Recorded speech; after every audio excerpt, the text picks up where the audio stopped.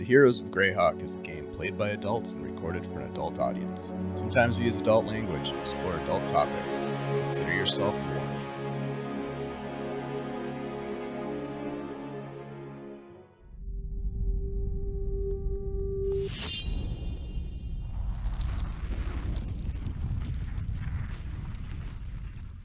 In our last session, the Golden Shears followed their guide on an overland trek through the Shadowlands. Posing as tourists, they sought out a procession of sorrowful souls whose tears comprised one of the spell components needed to enact an old Vistani ritual that would free the Queen of Shadow from her bondage within something called the Shadow Heart.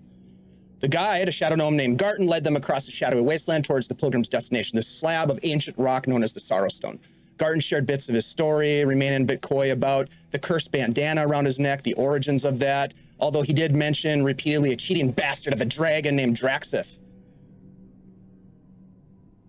That's about all he said about that. But he did help the party eventually locate the pilgrims. And then they joined in with the mournful procession, using a bunch of really fun, ingenious methods to obtain, ultimately, a vial of tears. But not without a bit of trouble, as members of the procession lashed out with hideous acts of violence against the party, including a series of attacks that dropped Allra into the ground, his attacker devouring his flesh, draining his life force. Yet our heroes persevered, fighting off the physical and psychic attacks, reviving their companion before successfully collecting a full vial of tears for the ritual. And the line of forsaken souls continued on their journey towards the Sorrowstone. With the tears in their possession, the party discussed their next move, asking their guide about the final components needed to enact the ritual, the Void Flame, and a relic, holy symbol of Nerul, called a Death's Head, located in a remote temple in the Darkreach Mountains. Garten pledged to help the Shears by guiding them to the mountains, and he earnestly began to craft a magic circle and imbuing it with powerful magics. The mist began to swirl with excitement. Candles were lit around the arcane symbols that began to glow with mystical energy. And as he was nearing the completion of this magic circle ritual, a voice called from the shadows, questioning Garten's motives and warning the party of his impending betrayal. And as Garten raced to complete his ritual, an arrow to the neck silenced his enchantment and the runes went dark. Stepping from the shadows came a tall, vaguely elvish creature bearing a metallic mask adorned with swirling patterns and arcane symbols. With a quick motion of her blade, Garten's head was severed from his body and all went silent. The stranger introduced themselves as Thota, Dusk Maiden of the Queen of Shadow. And it is here, my friends, where we will rejoin the adventure momentarily as Thota cleans the blood from her blade, sheathing it, using her leather boot to scratch out what was left of the arcane markings that Garten had created on the ground before you. She looks at you and says, "The Dusk Maidens have been watching you, and with great interest. We understand what you hope to achieve. I would like to support you as best we can, and I will, as I said, guide you to the foothills of the Darkreach Mountains."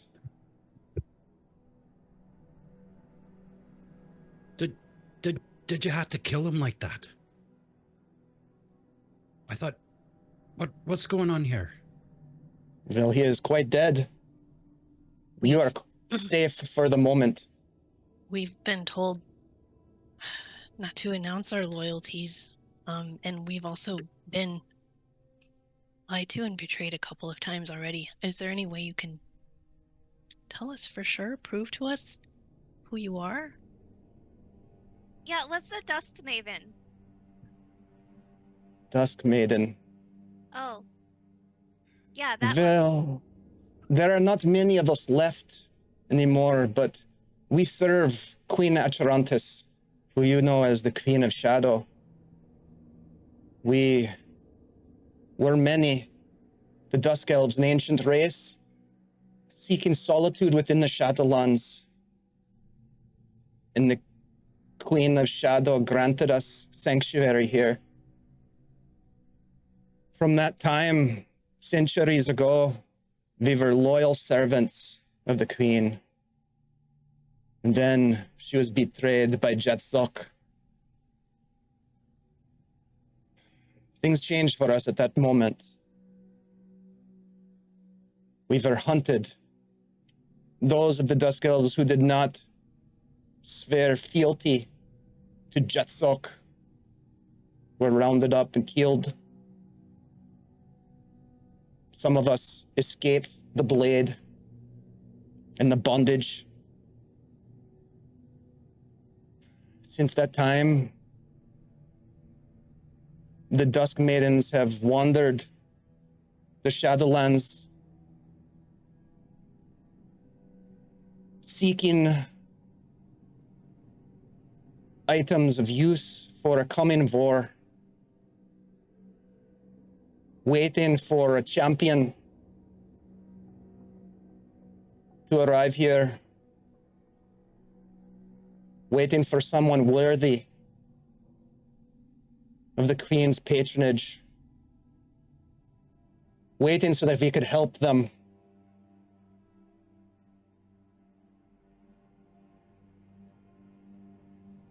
This coming war that you're speaking of, does have anything to do with what seems like a clogged situation with all these souls? I mean, it sounded like Kazzak was collecting them, not letting them go. Is that accurate? You have some of the correct information, Nori Bibblespark. The Kazzak is but a tool of the Horned Ones. Nerul holds domain over much of the domains of Dread. In the Shadowlands, Kazzak has pledged to support some plot, and it does include some harvesting of the souls, some clogging, as you say, of the purpose for this place, what it once was. Now, a reservoir for evil, undead, ghostly apparitions with malevolent intent.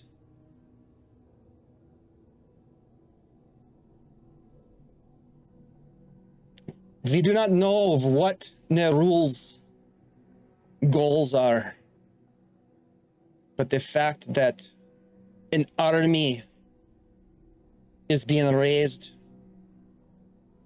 in his name here in the Shadowlands by Kazzak is cause for worry. Not to mention how it coincides with your arrival, Nori, and Golden Shears. We have been, as I say, watching you. You are powerful. We will support you as best we can. In the name of the Queen. So if you've been watching us, then you know exactly what we're up to. We know that you met with the Vistani.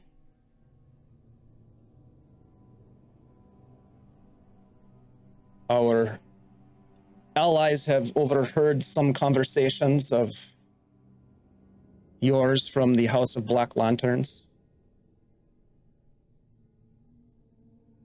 We understand that you seek to enact the ritual, that you seek to free the Queen. This is what we seek as well.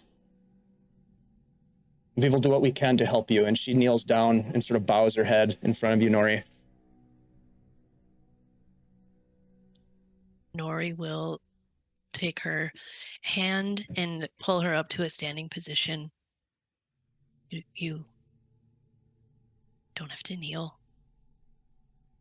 but we definitely would appreciate your help. I don't know if you know anything about the ritual, but it's imperative it doesn't get interrupted. I don't know how we'll be able to stop whatever's going to come at us if we can even get all the stuff. Your help will be invaluable for that and other collection items. You have succeeded where others have failed.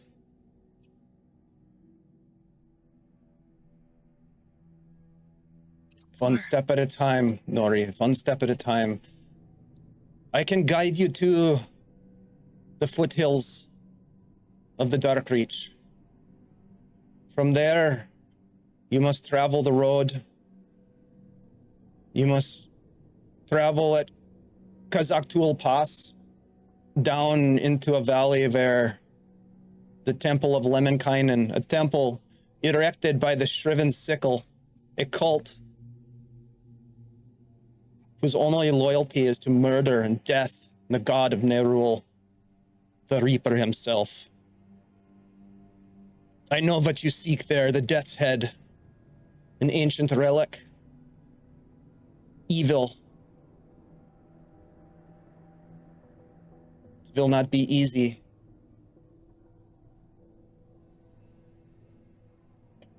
What do you know about the Death's Head?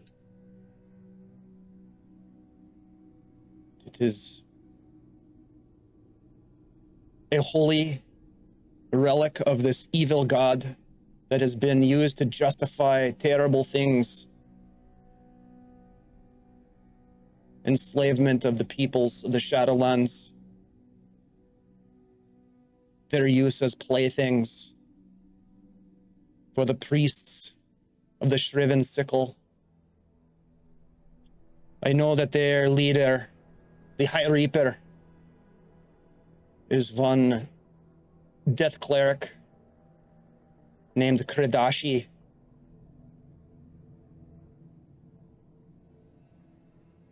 If you encounter this horrible creature, I suggest you kill them quickly.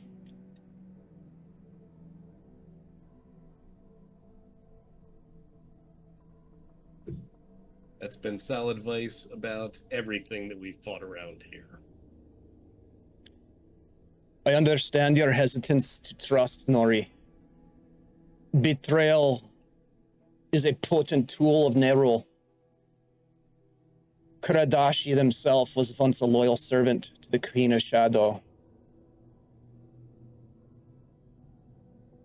A death cleric, but not like they've become. They aided the Countess in the betrayal, in the overthrow, and the imprisonment, and took a position as High Reaper in the cult of the Shriven Sickle. Under Kardashi's leadership, the Sickle has continued to expand their harvesting of soul, dark necromancy, ritual sacrifice, all in the name of Nerul. What can we do but trust in you, that you will succeed where others have failed? I know too that the general is drawn to you, Nori, drawn to your sword, Shadowfang. When she says Shadowfang, you get the sense that she knows something more than just sort of the superficial details of your time in the Shadowlands. You get a sense. Commonly known name, or yeah, exactly. It's not been said very often, and also you haven't brandished it in public places, and it hasn't been seen other than on the battlefield or when you've been eating pie. Can you tell us how to keep the general off our tail while we're trying to do all this? Well, of course, Desmond. I have something for you. She reaches into a pouch that is slung over her shoulder, a leather pouch, and she opens it up and she pulls forward this beautiful circlet. A modest, though elegant crown made of platinum.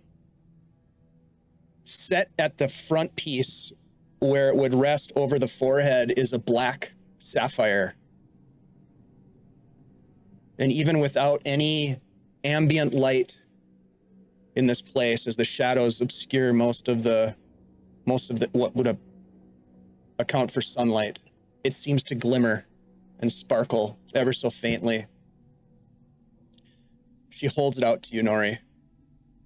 This item is known as the circlet of the new moon.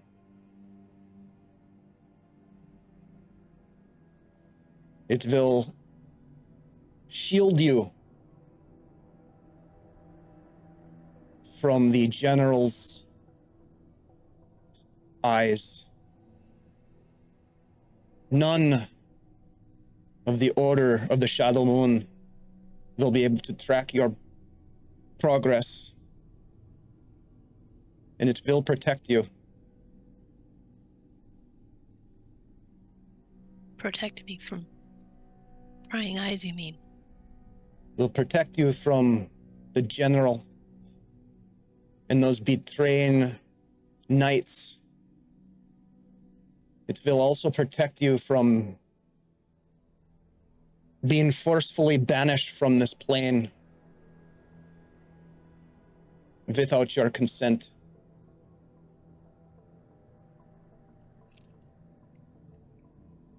It will bind you to this place until you deem it time to leave. Does it bind just me? Only you, the wearer. Will you put it on me? Of course I will. Nori does probably not need to bend down. No, she's quite a bit Stand there. taller than you are, but she sets it onto your head. And you feel the cold metal against your skin, but it fits perfectly. The rest of you look, and it looks like it was almost made for Nori. And Shelly, you can add it to your character sheet. It's in D&D Beyond. Okay. It will require attunement, but it will boost your armor class and your saving throws. And it will prevent you from being banished from the Shadowlands against your will. Well, about this banishment thing you're talking about, what exactly is that? There are powerful magics that will separate you from each other, but it will turn you against each other. That will split you. This will protect you from that. This will protect Nori from that. Like, you mean I won't turn against them? Well, it does not control your actions or your intent, Nori, but it will keep you firmly rooted in the Shadowlands until you find it acceptable to leave. So they Thanks, just, guys. if we get banished, would we just like be sent home? I do not know. But I do not think that the banishment of this realm is a pleasant one. I have this too. And she pulls out this leather case, a long leather case. It's about 3 feet long, kind of like a map case sort of idea. She pulls it off and she unclasps it and opens it up, and she pulls out this ridiculously cool looking javelin that is in the shape of a lightning bolt. She says, this weapon may be useful to those of you who are proficient with this type of weapon.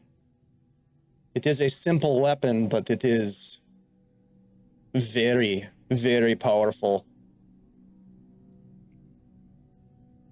Xanthi, give me an Arcana check. Okay. 10.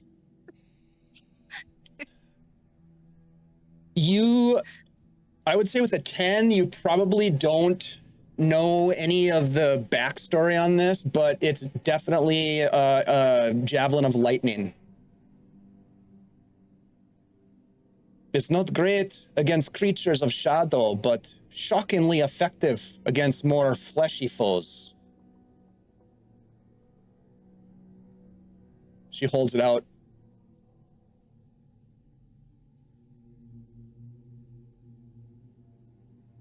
Someone take this from me.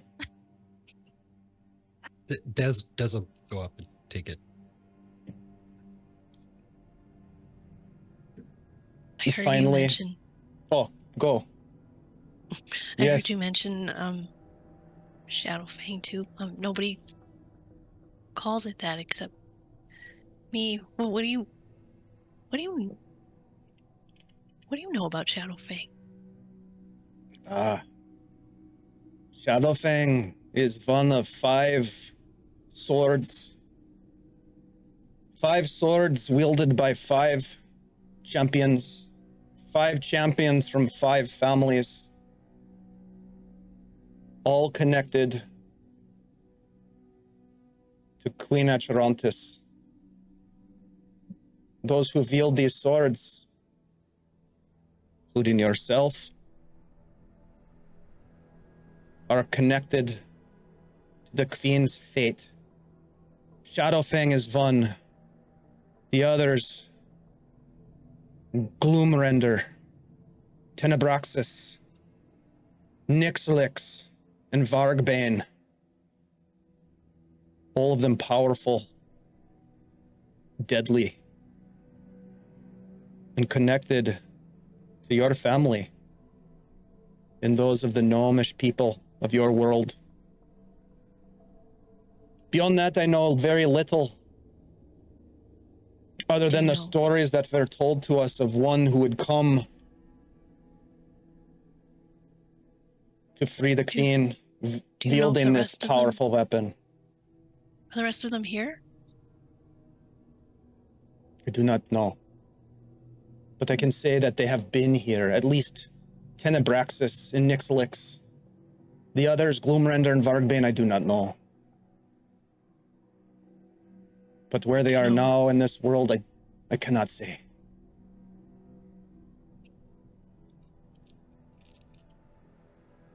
Okay.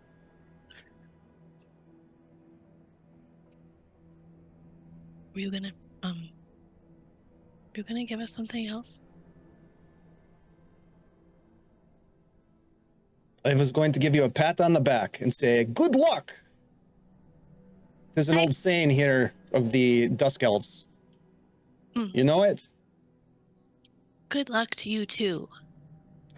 Can I add that part? That's a gnomish edition. We will always need luck.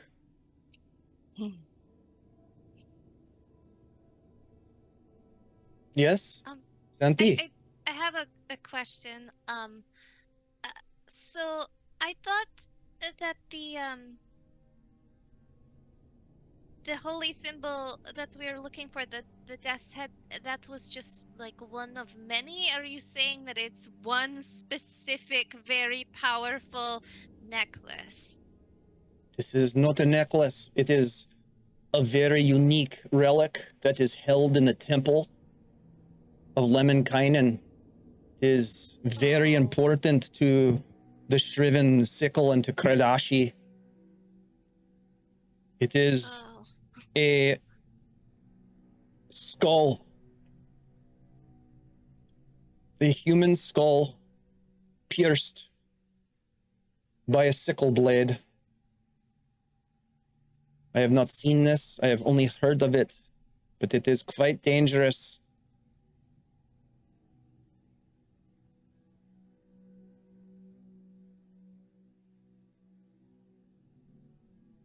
okay. We were told it was like, like a holy symbol that someone was wearing. It is quite unholy. It is more than a symbol. Okay, this sounds much harder than I originally thought. It will not be easy.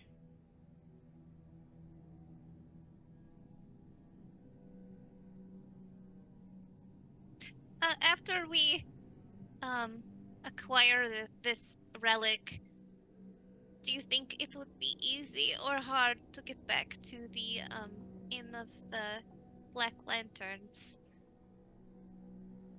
That I cannot say. But I will say that if you are successful in obtaining this relic, almost everything between Lemminkainen and the Fortress of Memories will seem quite easy in comparison. Do you think, though, that we'll be pursued with this in our possession? It doesn't seem easy. Or will they just magically all just drop to the ground when we take their holy symbol? Relic. Relic. I do not know the answer to this, Nori. I mean, But we're no stranger to being pursued. That's true, but you have come here for a reason, and this is your path. There is perhaps no other way than to turn back and bide your time in the House of Black Lanterns, but I do not see that in you. Oh, we wouldn't bide our time. It's just, this isn't the last object that we need.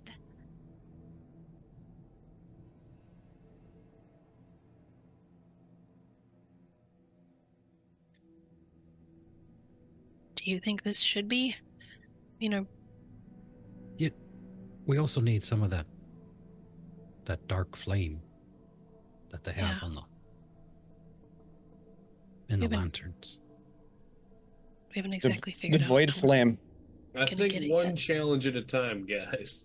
Right, but if we're going to suddenly be pursued by a bunch of things, it'll be a lot harder to get the void flame. This matters here. So do Perhaps sequins. you will have to kill those who guard the relic so that they do not follow you. You will have the circlet to protect you from immediate discovery. I mean, just me though. You are the one that they follow. They are drawn to you. They are drawn to your sword. But everyone here is. They're like beacons of good and light in this group. Well, Okay, I not- have this. So she like points to the ring that she's wearing. Xanthi has that. Won't we be detected? Then won't some of them be detected when we go in? They're good. This is a terrible, terrible place, according to what everybody says. Yeah, we have souls. Yes, you do. And you ought to protect them.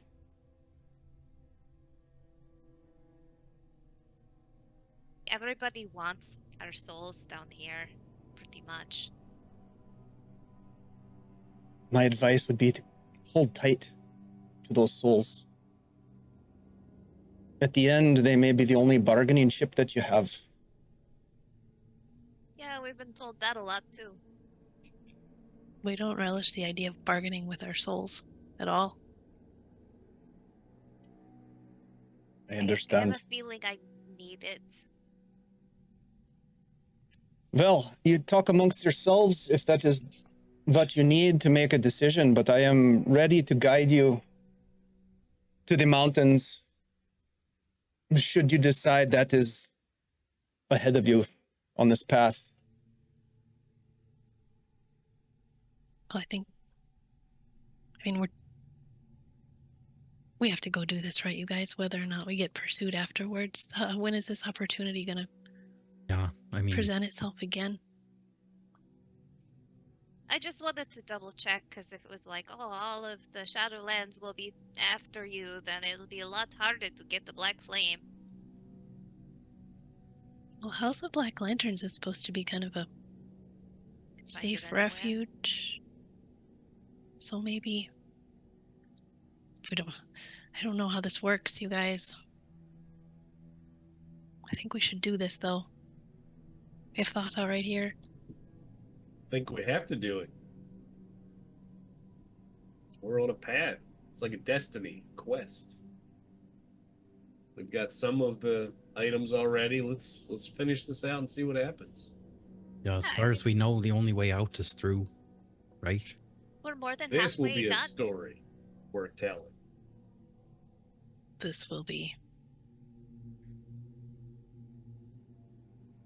If you make it out. I hate to say that.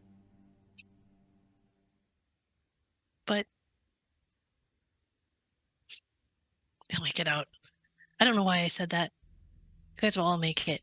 We're making it out. When you keep saying it like that, it seems very unlucky. We're gonna make it out because we've got coffee to distribute to the world. You know, the thing that's least expected is usually the thing that's going to happen. So maybe we just set the bar low, decide we're not going to make it, and then we will. That's Gnomish logic. That's Nori logic.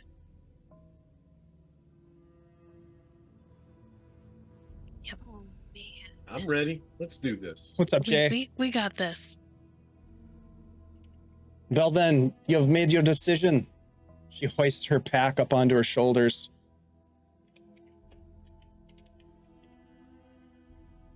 Des is gonna take a look around. Is Hansy still with us? Give me a perception check.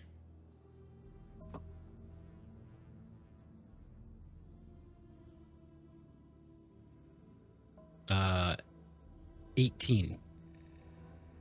You casually look about as you and your companions are preparing to set out, and you look back at the corpse of Garton laying there headless. You follow the splatter of blood along the ground to his head, and you just see this little hand sitting next to it, just kind of poking it, like trying to get a response.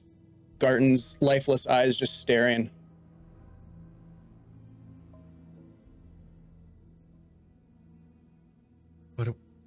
What are we gonna do about Hansy over here? Probably pretty useful in a tight spot. Or an agent of Mage hand and betrayal. poke the hand. I could poke it with my blade and be done with it. Garton have a bag of any kind? Mm-hmm. Yeah, he had a So pack over his shoulder. She's gonna grab the bag and take a look. He also had just a very simple short sword on him. He had a walking stick. You peek in the bag, and it's just baubles and trinkets. You kind of sort through it. It almost looks like there's a fair amount of random items that you might even find in your own handy haversack with all of the things that you guys have picked up along the way. Are my dice in there? My Yep. frog in there? All of the items that you gave him are there. I'd take the dice back. I'm taking my petrified frog back, too. Does he just come back in some way? I mean, he was dead already, right? He certainly is now. Cursed to betray people over and over again or something like that. Xanthe takes back her bone ring. Is there still blood coming out of his, or is it like mixed with his head blood and everything? Is his scarf getting constantly He's still bleeding. Give me an full of liquid? investigation check. Okay.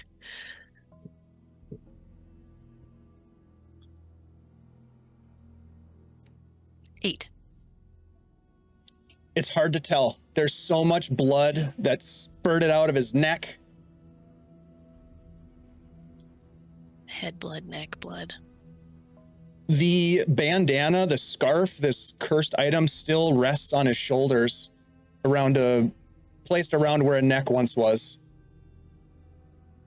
That'd be useful in the future. That is super cursed. I mean, we could maybe mage hand pick it up and put it into the pouch. Are we just collecting cursed items? Maybe. And if somebody else needs some I don't- trinkets or something and they're bad, they get the scarf. I will give you warning. Do what you will. It's super creepy to take, but I will say this. This item was given to Garten by a terrible, powerful shadow dragon named Draxith, who may be interested in finding it. My advice would be to dig a hole and bury it here in Vokove. But do what you will. It is, as you say, super cursed. Doesn't take me much convincing to put a cursed item in the ground. Yeah, I don't want it. Guy had like no money on him. Ugh. Everything here's so expensive. Oi, Hansy, you want to come with us, or are you going to stick around with the dead body? Just kind of like looks at you, looks back at Garten, looks at you, looks back at Garten, We have Kind a of- bird. pokes Garten's head, and then when you say that, turns and looks. I mean, it doesn't have eyes, but you get the sense that it's looking. Mhm. It walks up. Des, show me a bird. If you It's want kind of to come, standing in the middle of all of you. you did ask him. Hands, you want to go on an adventure? It could be dangerous. But at the end, you'll be like a hero. Hansy stands up straight and tall on hyperextended fingers, as if he's sort of, extending a chest in pride, and and creeps across the ground on its fingers towards Alrin and climbs up Alrin's pant leg and gets up onto your shoulder. Ah, No. he's going to ride with Alrin then. Okay. Cool. You know what they say? They choose their owners. Always Yeah, use a helping yes. hand. Yes. And now you have one. With that, Jetzok hoists the pack, starts walking off. If you go then, standing here is putting us in danger. It will take time Jetzok. for the circlet to take effect. Perhaps tonight, when we rest, you'll be able to attune and harness the power that it holds. Let's make haste. It is Yeah. a ways. One by one, you fall in line with your new guide, Thota of the Dusk Maidens, as you walk off in a direction, the direction itself being extremely obscured. You don't know if you're going north, south, east, west, or anywhere in between. It's just in a direction across the Shadowlands, leaving behind the trail, leaving behind the penitent pilgrims, the carcass of your previous guide, Garten, your would-be betrayer, and you set off. Now, this particular journey takes a number of days. Again, it's hard to tell when days end and begin and night begins. It is dark, but the darkness grows deeper at times. And regardless of the time, you grow weary. And so during this moment of travel in game time, it'll be about 3 days. There's time for you, Nori, to attune to the circlet. The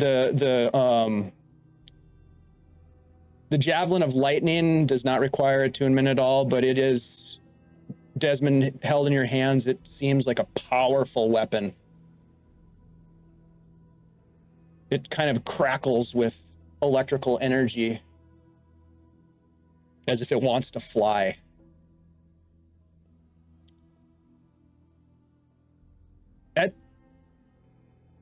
At some point, you stop to take a rest, to sleep, to gather yourselves. You see that Thota has some just basic camping equipment, a bedroll. It appears as though they are well traveled. And you have some time in the evenings, at least in this first evening, taking a watch with Thota as your guide. You're able to avoid most of the dangers of the Shadowlands themselves, not the least of which is another encounter with one of those massive lumbering shadow nightwalkers that doesn't seem to be able to, or seem to be looking for you or anything in particular, just lumbering across the landscape. Perhaps as if it has a place to go, it's unclear, but Thota's able to keep you well hidden as you travel, we'll say. But in the evenings, as you take your rest, if there's anything that you would like to do, or anything that you would like to prepare, we can do that now before we reach the Dark Reach Mountains. Are we doing like guard shifts and stuff too? Probably, yeah. You're probably setting up different watches and that sort of thing. Absolutely. You'd be on high alert. I mean, you feel like Thota knows the safe path, but certainly seeing, the Nightwalker, knowing where you are not out of the danger of this place for sure. So yeah, having some general watches and that sort of thing would be a good idea. But we don't need to go through all of that. It's going to be about a 3 days journey to get to where she's going to set you upon the path. So is there anything that you'd like to do? Well, Nori would try to find a night guard shift alone. Easy enough to do. Xanthi has felt a little suspicious since hearing about, Nori eating pie, and then having these visions, these nightmare kind of visions of her murdering people.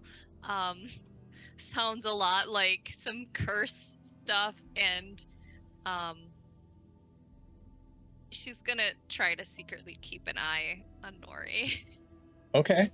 Nori, why don't you give me You're going to try to do it secretly. All right. So Xanthi, why don't you... If she wants to be alone, she will try to secretly do it. Yeah. If she Sounds like she does. So Xanthi, why don't you give me a stealth check, please? And Nori, why don't you... to do it with advantage. Let's just do straight rolls on this. Oh, but that's so sad. We'll do straight rolls. Then you don't have to use your advantages. Okay. Nori, you can do a perception check as you were on watch. Oh no. Okay. Mine's a 9. Nat 1. Oh, you saw nothing. Well, you see her, you see Xanthi keeping a close eye on you, watching you from her bedroll.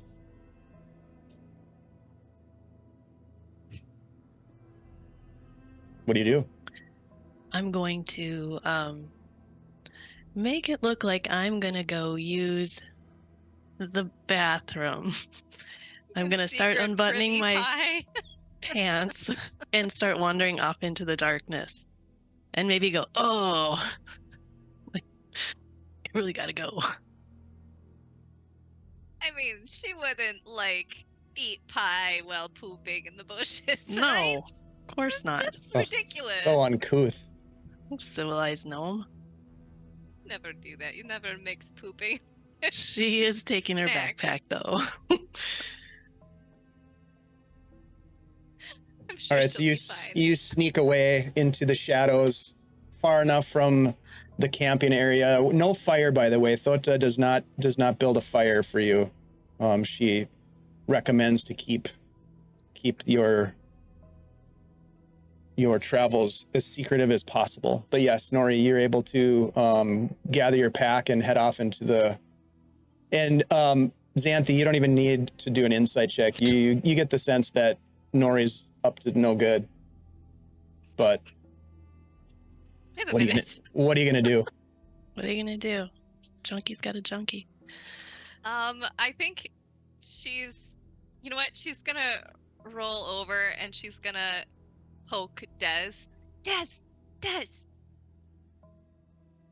Wake up! You're muted. You're muted! Oh, sorry. I forgot to click Your the button. blanket's on your face.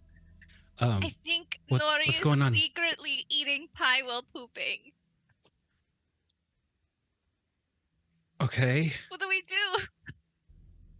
She's where'd she go? She's She went into the bushes, but it was like Oh. super suspicious now that I think about it. and you think she's out there eating pie and not actually going to the bathroom. Yes. Should we? Should Stage we an have a pie intervention? stakeout? Yes, I think we should. All right. I think we should too. She can't eat any more of that. It's like poison, right? Yeah. And Xanthi will go over and she'll poke Alren. Alren, wake up for just a second. We'll be right back. What are you doing? We're gonna surprise Nori in the bushes. We think she's eating pie. You're invisible. Hooray! Xanthi's invisible, or did both of us? I've seen you sneak, Des. I know you don't think I- can.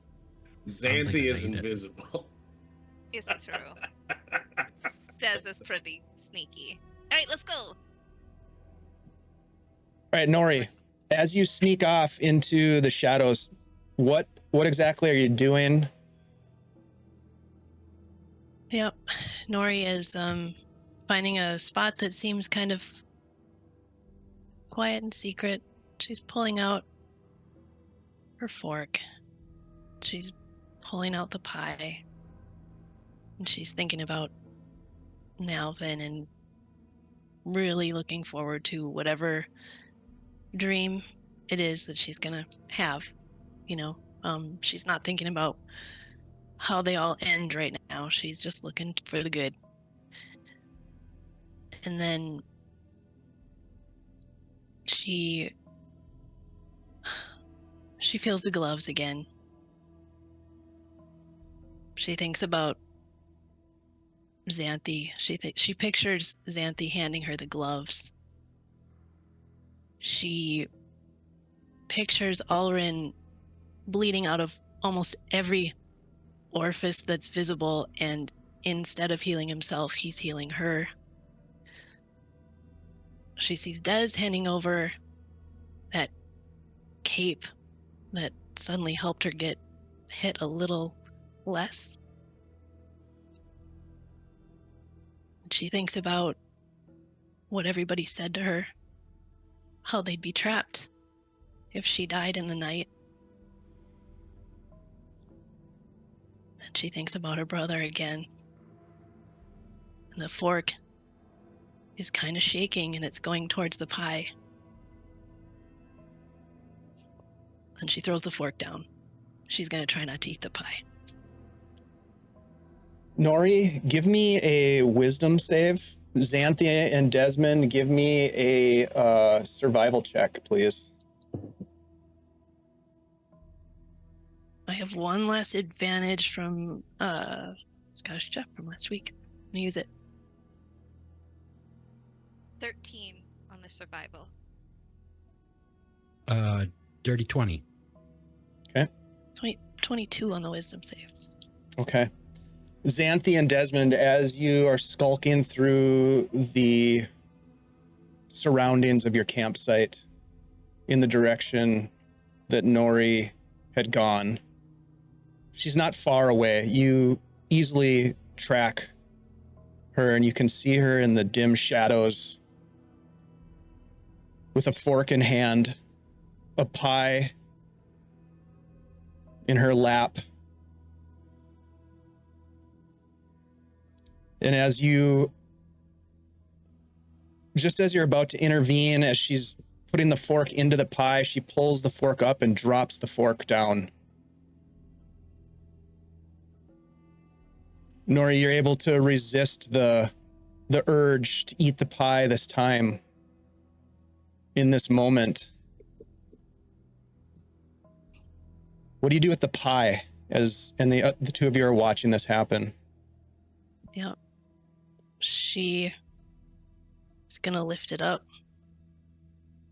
smash it into the ground, and rub it in.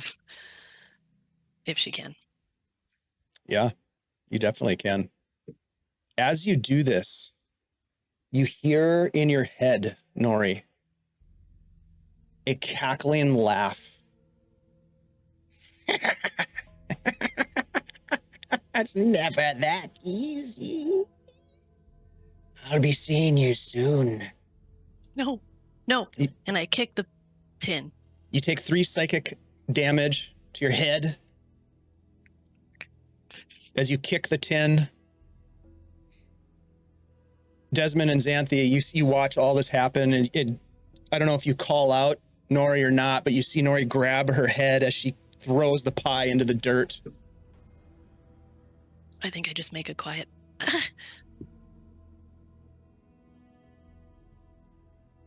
Yeah, Des is going to start. Hey, Once thanks, he sees Scarpy. that she looks suddenly uncomfortable, I think he's going to start, moving forward. Yeah, Xanthia will run forward and just like throw her arms around Nori and give her a big hug and go, I knew you could give it up. While you're invisible. Oh my god, what is this? And then Des is going to run up and firebolt the tin. Yeah. Nice, I yeah. don't want to endanger you guys anymore. I'm so proud of you. You did good, we saw that. But what happened after? Are you all right? I think some damage may have already been done that hurt my head a lot. I didn't eat any. Just like I You told don't you. need any more, right? No. I mean, yes, I obviously lied. I had some pie still here in my possession, but I didn't eat it. How many pies did you eat? Nori burps a little bit. I wouldn't say multiple pies, but way more than a gnome should eat. I think what you see, I mean, if you look at the pie shrapnel, there might be like what's left of like half a pie. If you looked at the smashed bits and tried to imagine it put back into a shape, it would be like half a pie. Crispy sheen right now after the firebolt. Doesn't that mean that you've eaten almost 2 pies?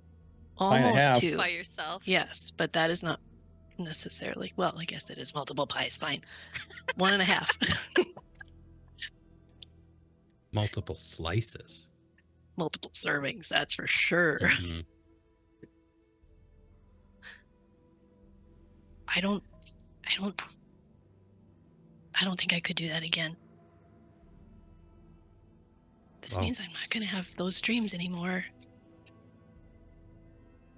Yeah, but they weren't really your dreams, were they? I don't know how they couldn't have been. At least the first part, the good part. I've had dreams like that with me and Nell before, but it's been so long. I think it was just the hag showing you what you wanted to see. I mean, Well, it probably was, because I just heard a cackle in my head. I was not comfortable in the least. But it's gone now. if you miss your brother and you just want to hug something that's not actually even him, you could show me what he looks like, and I could be him, and you could hug me as long as you wanted. That's not. I don't know how I That's feel not weird. about that. That's but not weird at all. That's really weird, Des. What are you talking about? But thank you for the offer. And she hugs Xanthi as Xanthi very, very tightly. Very tightly. I mean, all of her strength tightly, which is not a lot. I never want to endanger you guys. I don't know how that's going to go in the future, but I don't want to knowingly do it, and I wish Alrin was here. I just want you guys to know that if it comes down to it, I could never do that to you guys. I could never hurt you.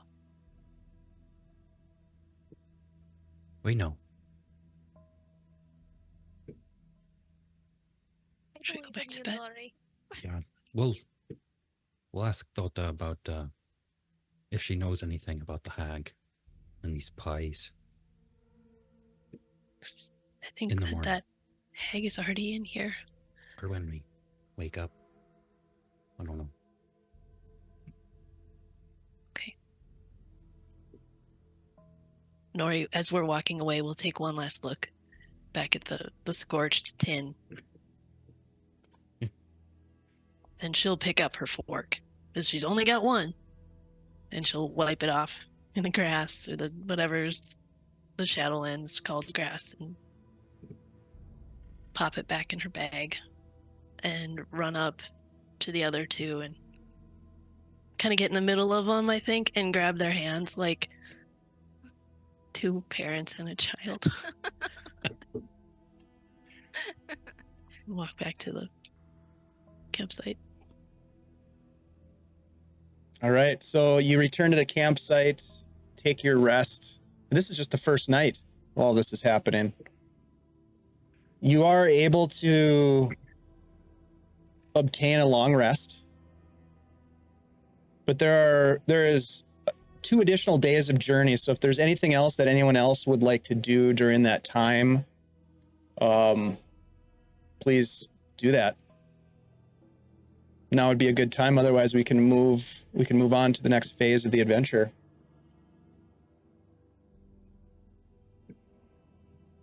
I'd probably try to find some time to talk to Des.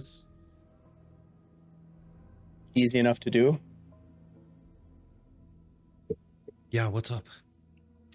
So, you've been with Nori and Xanthi obviously much longer than I. And obviously this is just me and Des off to the side talking out of earshot. Xanthi's snoring and totally starfishing in the middle of the camp area. I'd say Nori has her hand like on Xanthi's ankle, or a hand like in one of the corners, just to know she's there.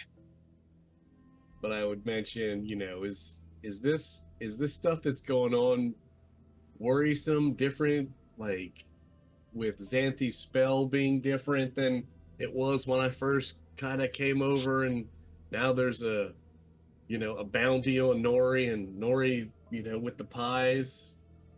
Yeah, I mean, well, I think we got the pie situation sorted. Okay. I mean, Maybe. we've made sure there's no more pie. Okay. Anyways, I don't know if that's the last we've heard of the hag that sells the pies, but at least we're out. That's all I know. But yeah, the magic, the stuff with the magic just started happening as soon as we came here. mean, I guess what I'm getting at is, are you worried? I mean, Because if you're it seems, worried, I'm worried. yeah. I mean, I don't think anybody cares for how the spell reacts to Nori.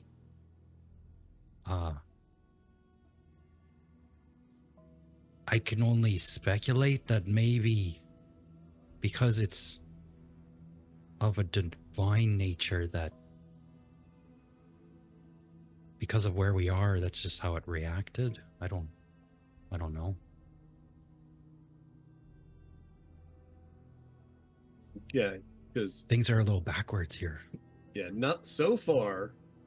Nothing you've done or become or acting has changed since we've Yeah, it does- gotten here. So I'm kind of focused on you as sort of the pillar of what's been before and what's happening now.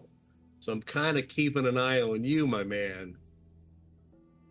Yeah, I mean, that's If true. you look off put of something or scared or horrified, I'm going to be following in your lead.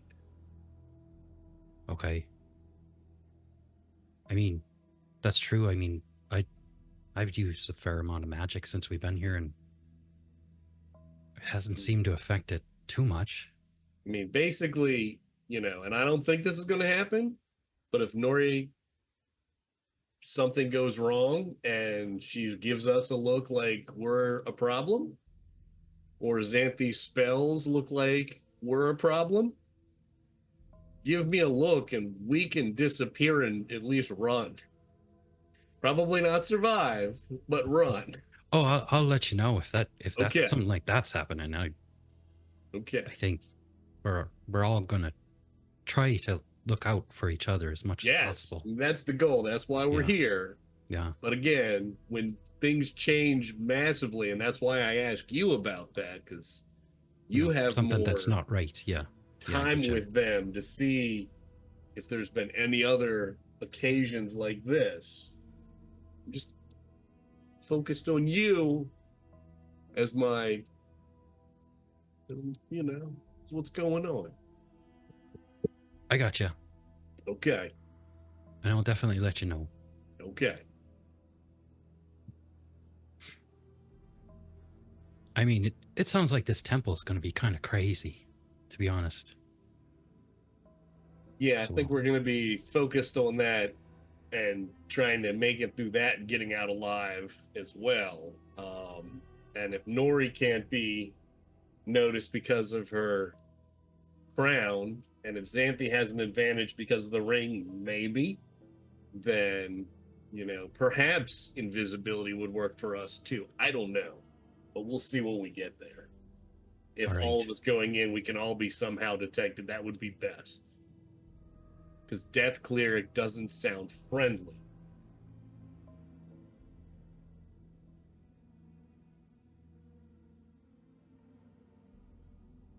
all right.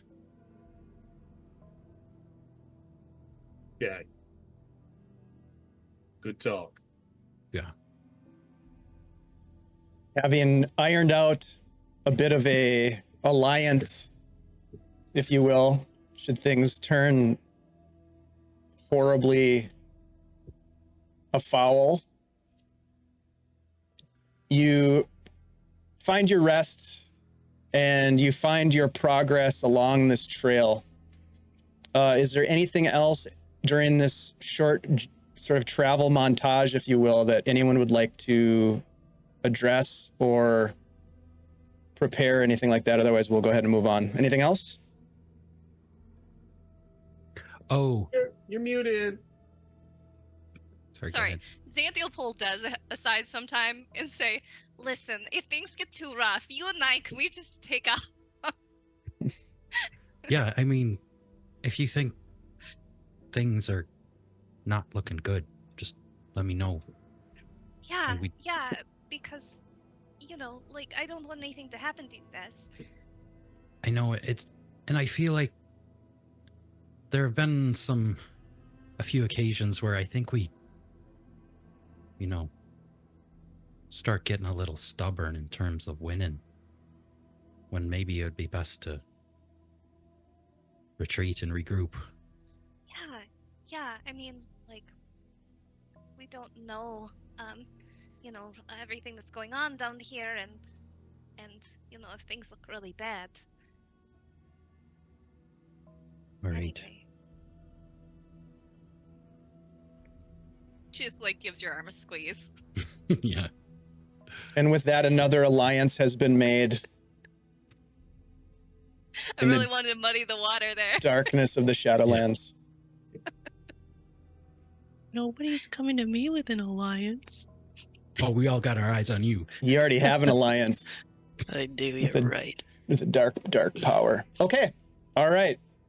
So you continue on and on what is reminiscent of the third day of travel. You've taken a couple of long rests along the way. You find yourselves standing upon a trail. Before you, the shadows conceal a mountain range, the Darkreach Mountains, which erupt from the earth, towering above. You can just barely make out the small peaks of the foothills, but beyond that, the actual topography is shrouded in shadow.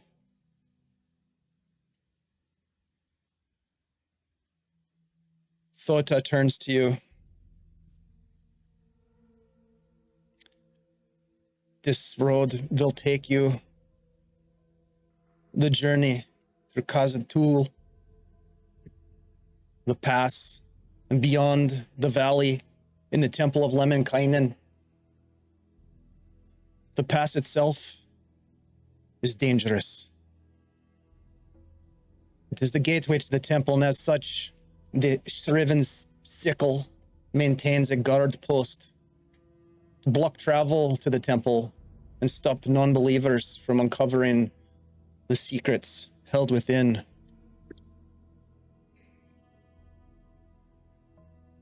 I will go and rally my sisters, the Dusk Maidens, and we will await your return to the House of Black Lanterns. You will be safe there. Until that time, your lives are in grave danger. The pass is guarded by death giants and orcs, loyal to Nerul, Kradashi, and Jatsok.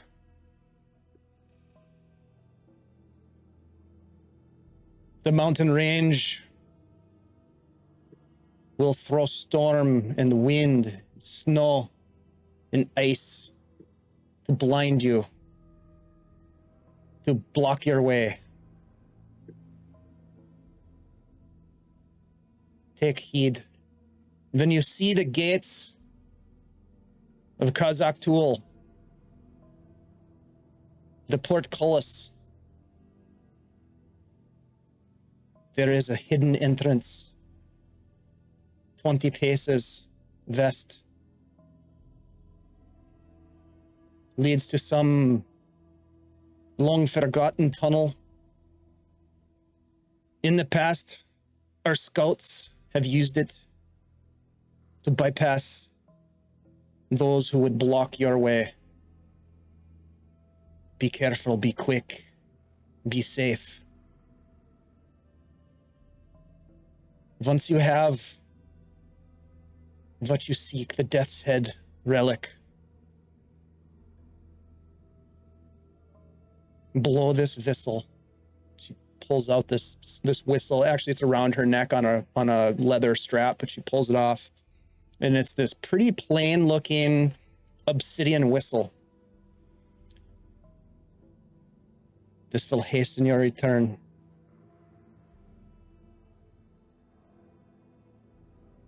To the House of Black Lanterns. What exactly does your whistle do?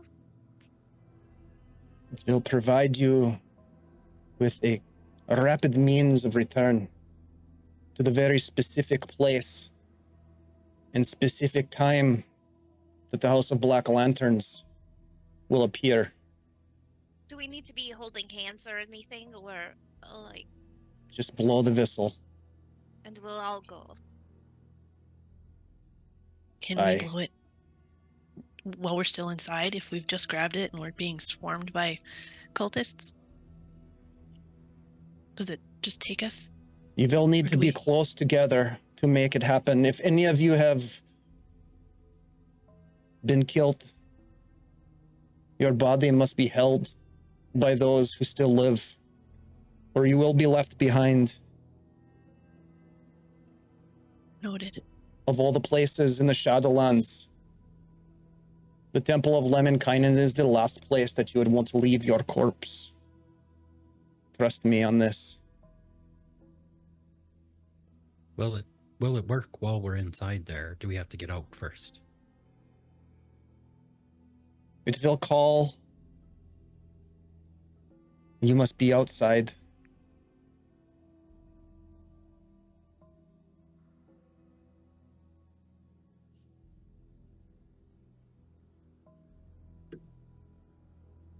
Thank you, Thada. Well, Thank you, champion. There are many who count upon you in what you are about to undertake. no pressure. Oh, on the contrary, there is much pressure. That was my gnomish sarcasm. Yeah, but just think, if we die, it won't. Wait, no, it really would matter.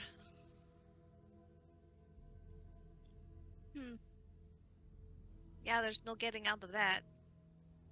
We'll just probably come back, show up at House Black Lanterns, all confused, ghosts. Doing Let's the hope same it thing does over and not come over. to that. It won't. We will see you shortly at the House of Black Lanterns. Right? Good luck. Thank you. She turns and she walks off into the shadows and disappears from view, heading back the way that you've come. Before you stands this rather well-worn rocky pathway. Just the faint wisps of snow blowing in the wind. Bit of a shiver up your spines. You can hear something akin to thunder echoing down from the mountains. And as you take the first few steps towards Kazzak'tul Pass, we will go ahead and take a quick break, and we will come back to join our heroes for the next phase of their journey. Hey, everybody, thank you so much for hanging out with us. We're going to take a quick break. If you are interested in winning some dope loot, I highly recommend that you type in !drawing in the chat. Andy will show you how it's done. Very, very easy. We are giving away a fantastic piece of content from our sponsors at CZRPG Publishing. This one is called Barovian Born and Raised. It has character options to produce a character that's born from the Shadowlands, or in this case, from Barovia. Very cool stuff. CZRPG has put together a lot of great sort of Ravenlofty content that I think you'll like. Go check it out. If you are interested, type !drawing in the chat. And yeah, hopefully you win. We'll draw one lucky winner at the end of tonight's session. In the meantime, stretch your legs, refresh your drinks, and we'll meet you back here in just a couple of minutes. Thank you so much.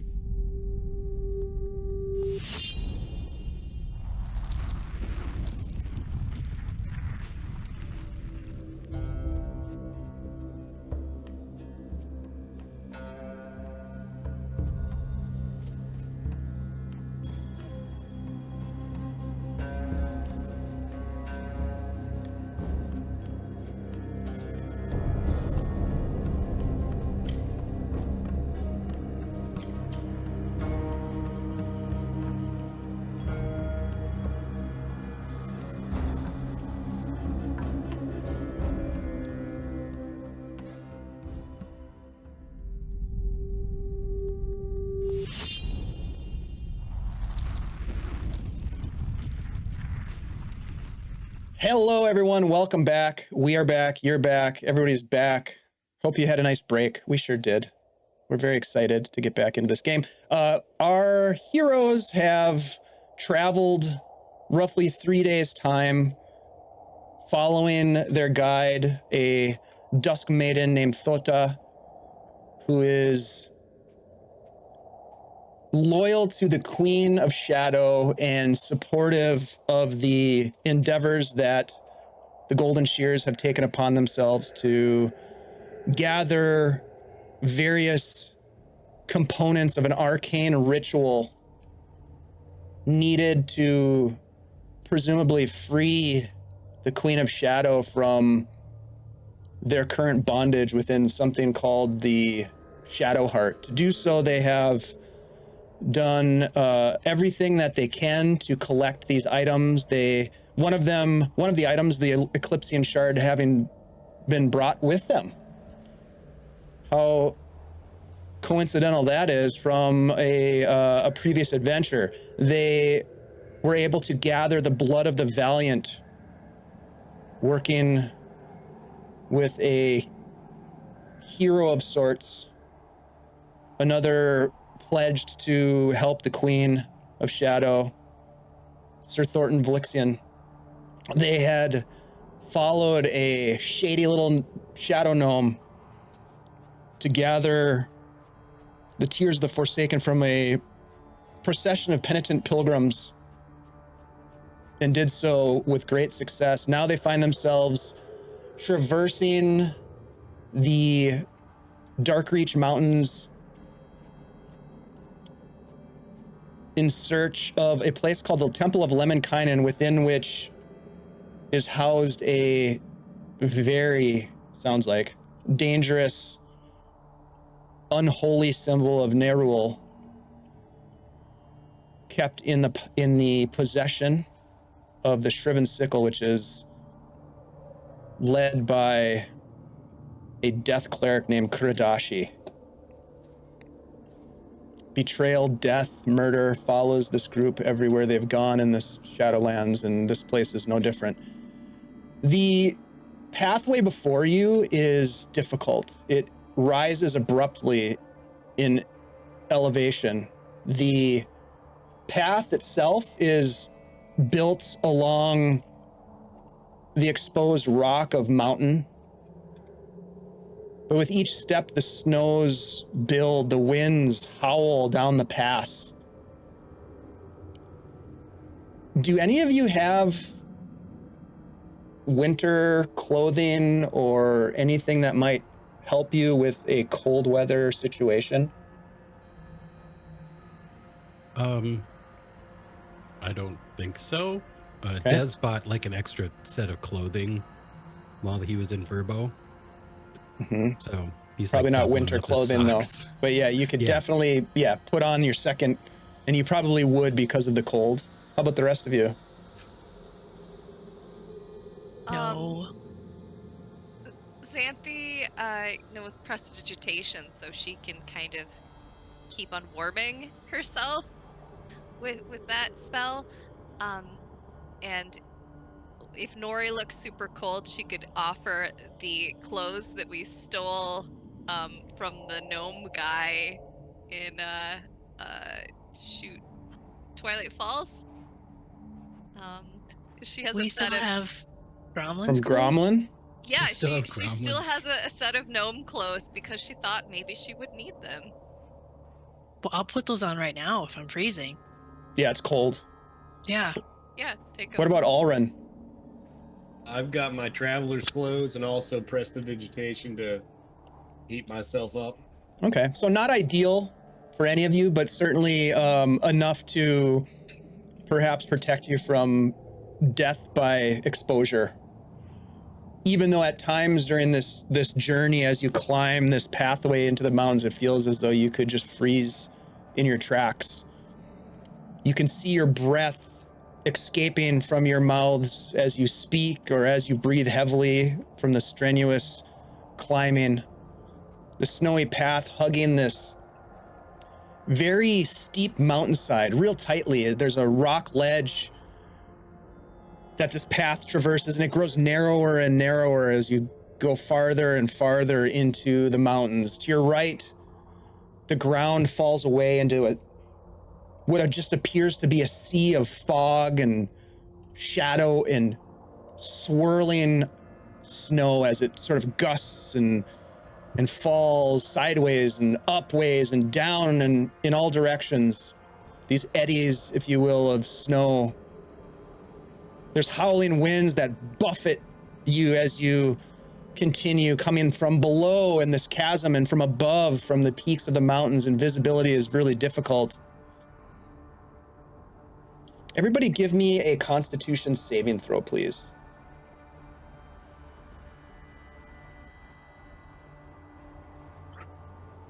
Natural 20. Very nice. Thank you, Gromlin. 21. Okay. Shell, what's your total? 24. Okay. Xanthi? Mine was just straight, so 12? 12 for a con save? Yes. Okay. I rolled really And low. Alrin? 7. Okay. Nori and Desmond, you are able to do what it takes to keep yourselves warm, to keep trudging. Maybe it's the burning rage in your heart, Nori, the determination to see this thing through, to not fail, to make sure that your friends are able to return to whatever life might await them beyond the Shadowlands. Desmond, you're just a stubborn bastard. You just keep going. Yeah. There's no other option. Xanthi, you find yourself struggling a bit with the cold.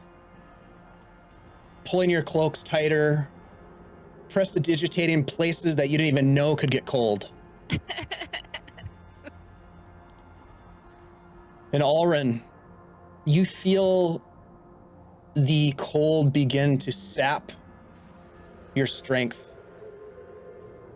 Almost as if it's pulling something from inside you. As a result of your roll, you will have 1 level of exhaustion, Alrin. The rest of you succeeded and will not suffer that fate. You continue on, and ahead, through the wind and the snow, you make out this high wall of black stone that emerges from the windswept snow clouds and the fog and mist that swirl, the winds that blow. You can make out from a position maybe 40, 50 feet away, this wall of stone lined with spikes. At the center of this massive wall, the wall itself must be 40 feet tall. The gate itself, 20 feet wide. You recall the words of Thota warning you of death giants and orcs that hold the fortress. Set in the center of this wall is this iron portcullis. It is currently closed. It's tough to make out what's beyond the bars of the portcullis, but you definitely look at this thing and you're like, that's big enough, definitely for a giant. You stop to gather yourselves and come up with a plan. What would you guys like to do? This is where that hidden entrance is, right? West? Yeah, so you're coming from the west, and this portcullis is to the east of you. So, Thoda told us it was 20 feet 20 west feet? of the 20 So 20 paces. They said 20 paces west of the gates. So like 40 known paces. Give or take, yeah. So as we're approaching, I guess we start looking for it when we get that close. The hidden entrance. Okay, so you're about 40 to 50 feet away. You're gonna continue to approach. I think so. Okay. Maybe in a more stealthy fashion at this point. I think we were just like kind of hauling ass before. Sure. Did she say it was a tunnel of some sort? Yes, she did. So yeah, I imagine Des will just be on the lookout for something that, matches that description. Okay. If you intend to follow Nori forward, everybody who's going to, give me a stealth check, please. I will say that with your perception, your passive perception, you can see that this portcullis and this wall of stone appears to be manned. There are figures that you can just barely make out in the snow that stand atop it.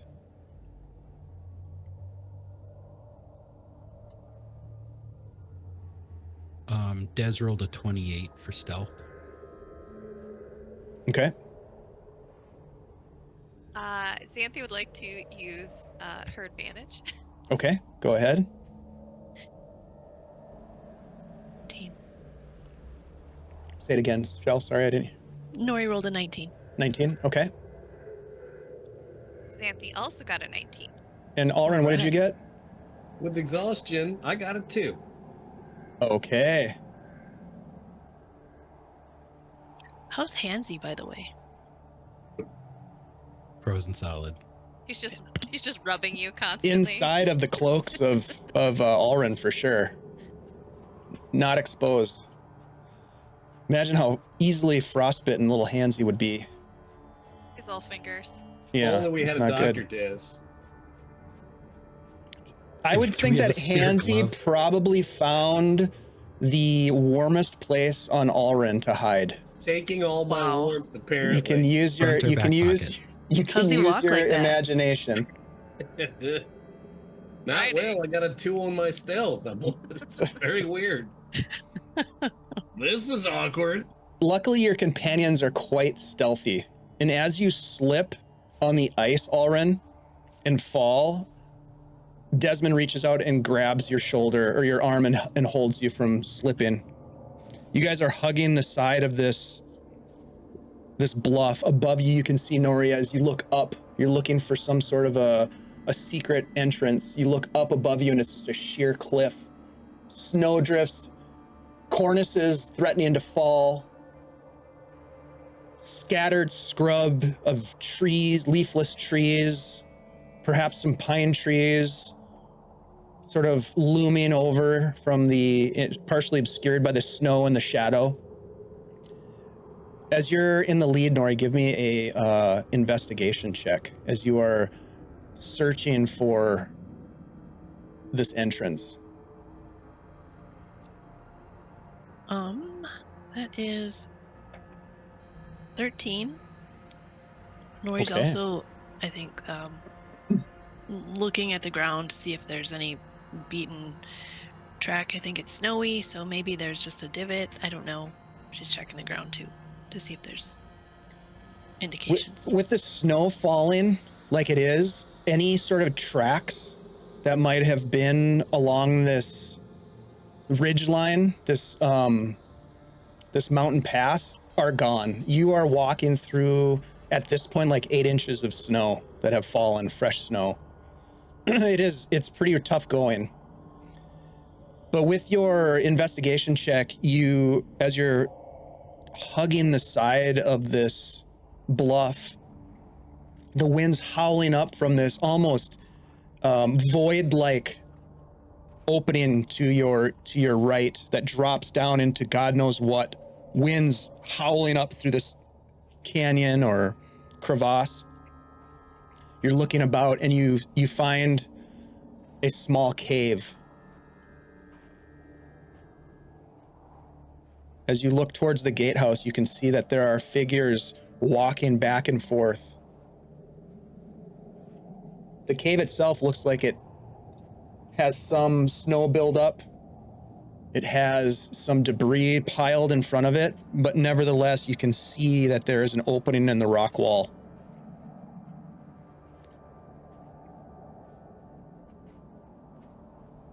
Nori will look at those guards again and not move if it looks like they're looking out this way. But once she feels like she can get away with it, she will slip in quickly and try to make space for the others. Okay, as you slip inside this cave, the rest of your companions watching, Nori, it's dark inside. With your gnomish dark vision, you can make out the walls of this cave. It looks to be natural. Doesn't look like it's been worked by tool, but it continues deeper into the rock face. The rest of you follow Nori into this cave? Yeah. Okay.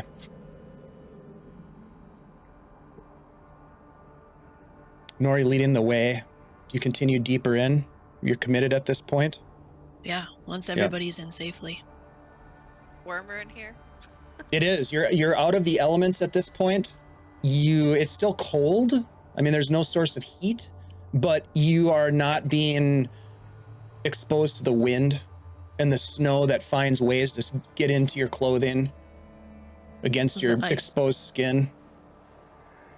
The I ice mean, on you those look eyebrows over at melting. Alrin and you see like his mustache is just got a crystal of ice hanging from it. Your eyebrows, Nori, are like heavy with ice.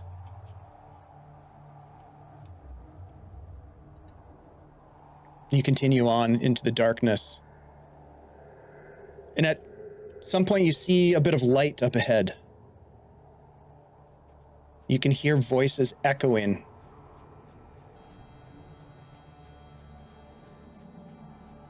Understand what they say?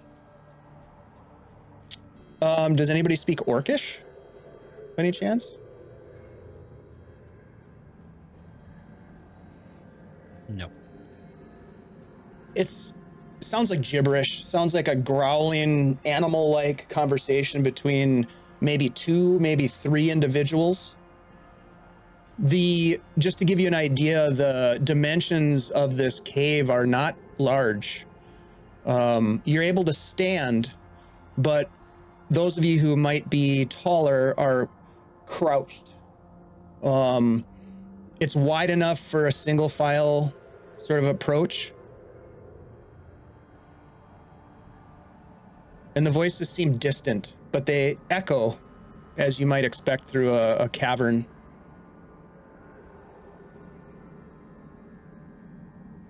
Causes you to pause for a minute, Nori, as you're leading the party, perhaps. What would you like to do?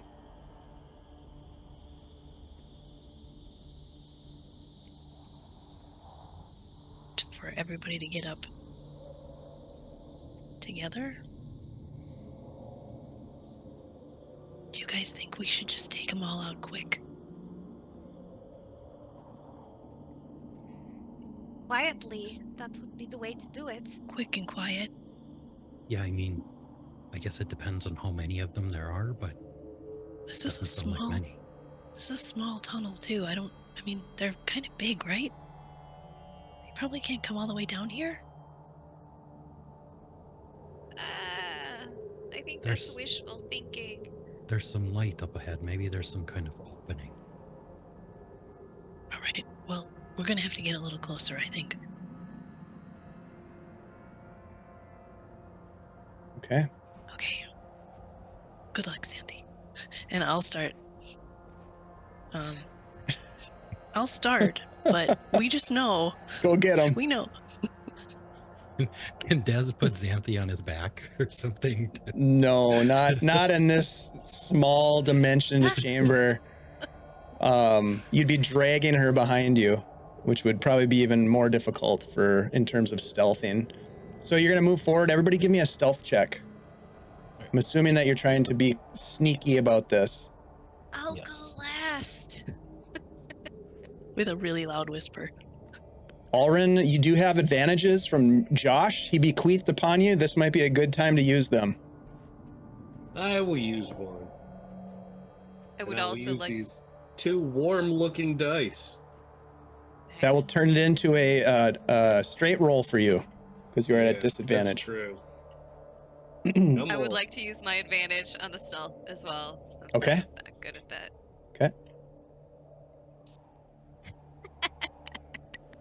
I think you guys also, if I remember, none of you have used your inspiration yet that you earned a couple of episodes back. Okay, Nori, you're in the front. What'd you get? I got a 9. Okay. Desmond? 30. Whoa. Alrin?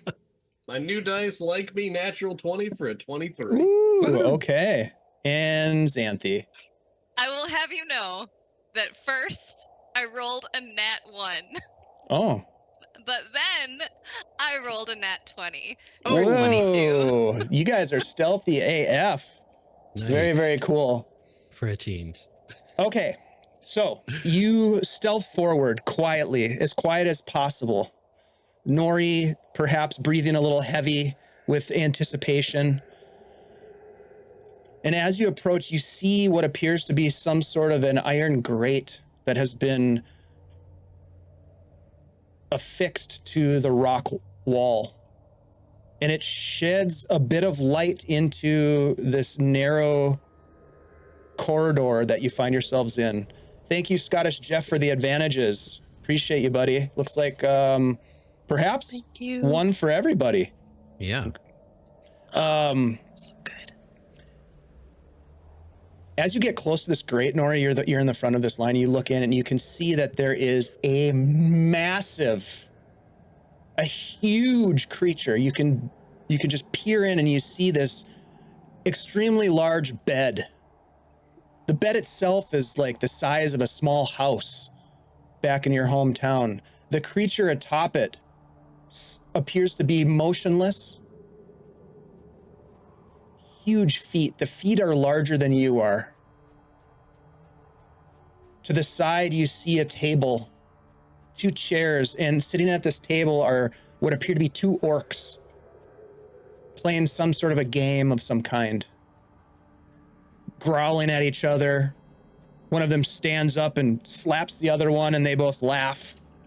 And they go back to playing this game as the 4 of you sneak past, each of you catching a glimpse of what appears to be a giant at rest and 2 orcs entertaining themselves with a bit of game, bit of play.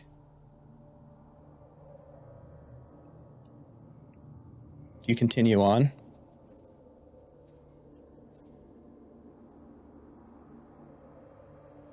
Yes. I get Nori, out of as there. you keep making your way along this corridor, it starts to twist and turns to the right. That's all you can tell in the darkness. Those of you without dark vision really can't see much. It is as black as black can be. If you have dark vision, you're catching sort of shades of gray, which give you some benefit. There's a second grate ahead of you. You can just see a little bit of light. Less light than before, shining into this tunnel as you approach. Nori, as the leader of this trek, you sneak up to the grate that again seems to be affixed to the rock wall. Let's get another round of stealth checks, please. You hear movement.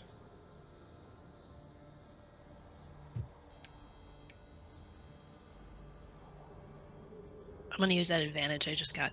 Solid idea. Me too. Straight roll for you, Alrin. Yep. Okay. Nori, what'd you get? 15. Xanthi? I got a 5, and that Desmond? was the better roll.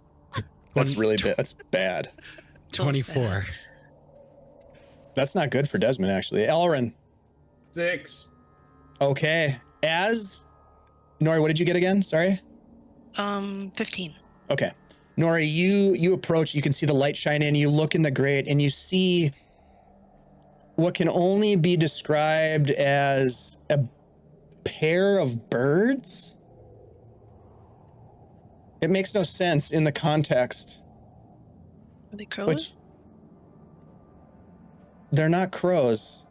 Give me no, you know birds. You don't need to roll I for know this. birds. You know birds. You've got bird pipes, bird flute.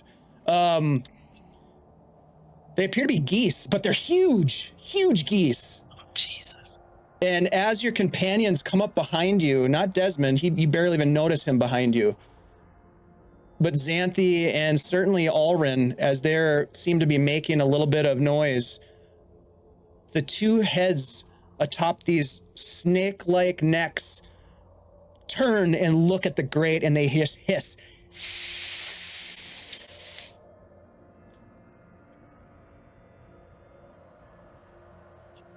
You look at them, and these nasty-looking geese, the most vile of creatures in all of the D&D monsterverse. So regular Shut up. geese. Shut Basically regular geese. Canadian Are they geese. babies? Canadian No, geese. these are full adult. They're huge. They're bigger than the orcs that you saw. They just start hissing at you. What do you do, Nora? You're in the front.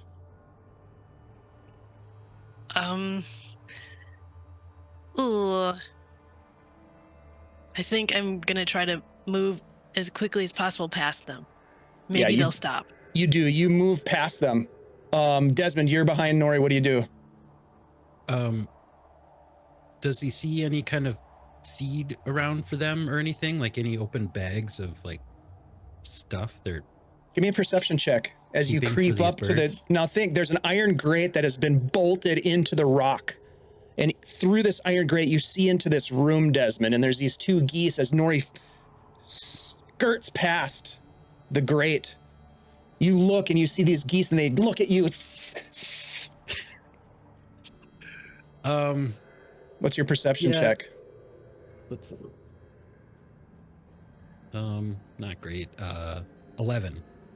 Okay. Yeah, you look around and there's two things that you notice. You're specifically inquiring about like food or feed. Yeah. There is a pile of grain on the ground. There's also a pile of gold on the ground. And they're just hissing at you. Before Dez kind of darts after Nori, he's going to mage hand some grain through the bars. Just like a little splash of the grain. As you send this hand into, is this an invisible hand or using the? Yeah. Yeah. Okay. So you send the hand through the bars and you pick up a sizable handful of grain that just seems to float up. Both of the geese, as they watch the grain float back to the grate, pulled through the grate. Some of the grain spills back out as it hits the iron bars, but you have a mage hand full of grain. Looks like there's some corn in there.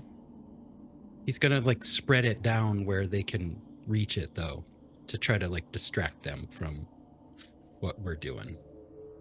Okay, so you just kind of spread it right at the base of where the grates meet the stone. Mm-hmm. Sure. Okay, and then you zip past. Yeah, and then he's just gonna keep going. Okay. Xanthi and Alrin, you follow suit, and as you pass by, you look in and you see these geese, and they seem to be picking at the grain that's up on the ledge, and then when they see you, they go, and they big wings. These wings are massive, probably like 12 feet wingspan as one of them gets up on its legs and puts its chest out and flaps its wings. We see the gold scattered, like a bag of gold. Give me a Where do we perception check, Xanthi. Okay.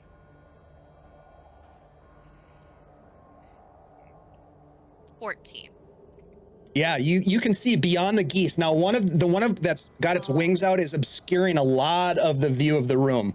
Like it's almost like taking up this whole room from wall to wall as you peer in. But you see around their little yellow webbed, nasty little feet that there is a pile of gold. Okay, so they're like on top of the gold as like guard Almost- geese. Yeah, almost like nesting in it or something. Yeah, the guard geese. That's a great way to think about it. Okay. It wasn't like it was outside of the cage. It's in the cage. It's in the room Okay. with the geese. There's no She'll give cage it other than the kind of grate a- that you're looking through. She'll give it a longing side eye as she rushes after Des. Okay. I know, Alren, we're so you broke. do the same as well? Yep, keep on tempting. going. Yep. All right. I ain't messing with huge birds. You have bypassed That's the nightmare most fuel. dangerous monsters that I've ever put before you. And you find yourselves finally hearing ahead as you travel through the darkness once again. Those of you without, I think, Desmond, you don't have dark vision. No. And does Xanthi have dark vision? I can never remember. No. So the two of you maybe having your hand on the shoulder of the person in front of you, finding your way, you can now feel the cold air again. It's starting to howl through this cavern. You make your way out. And Nori, as you're leading through, you can see a bit of snow blowing up ahead. And you can see a little bit of illumination of light. Not the illumination of sunshine or anything like that, but just enough illumination where you can see that you're exiting back into the mountain pass. And as you poke your little gnomish head out to kind of look both ways and take stock, you can see back from the way that you came along this narrow mountain pass, a huge stone structure looks to be some sort of an outpost. There are large creatures milling about. They appear to be playing some sort of a game, throwing rocks and snowballs at each other to pass the time as the four of you slip away back into the elements of this howling pass, quickly making your way beyond the pass of Kazzak'tul, leaving behind these terrible geese, by the way, and a mountain of treasure. You find... Now you're just lifting up that character sheet and just ripping it and just tossing it. I know. Don't worry, I'll save that encounter for another time. The terrain begins to descend. And the thought of geese, the thought of gold fades as you make your way past. Downward, you travel. The going just as difficult, but the winds begin to let up as these tall walls of this canyon pass protect you somewhat. Downward, you descend for what seems like hours. Worn, weary, tired. And eventually, the snows subside. Your feet on stone meet a rivulet of water, of melting snow that races and runs down this pathway as you follow it. Hour or two pass. You've been traveling for probably 8 hours at this point. Maybe more. It's hard to tell. You find the snows have receded, have subsided, but this landscape is still desolate. Ahead of you, you see emerging from the shadows a fortress of stone and iron. Hard to make out from the distance that you're at. But you hearken back to the stories that you were told by Thota, the directions you were given, that down in a valley, the secret temple of Lemminkainen. This is it. Massive stone walls encircling the temple. At least 3 stories in height, best you can tell from the distance. Surface is weathered by harsh winds and bitter cold. From the distance, you can make out heavy iron gate. A set of doors, really. No other obvious entry point presents itself. Although you can see at what might be the second story that there appears to be some sort of a open platform. Give me a perception check, please. All of you.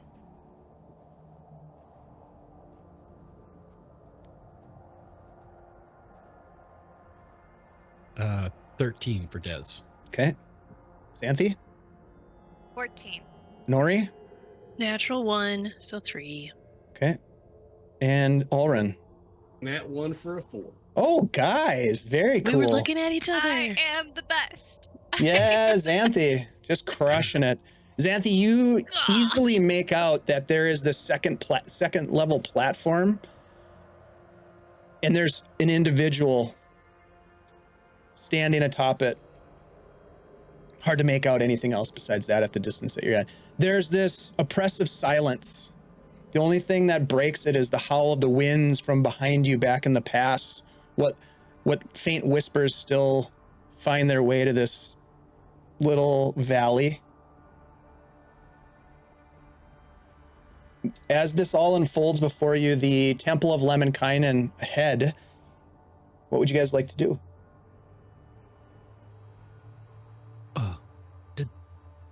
Did Dota say anything about how to get in this place? I don't know, but there's a guy right up there. I We're can't gonna need- really make out what they look like, but that's definitely a humanish thing. We're gonna need to sneak. I mean, as best we can, be undetected.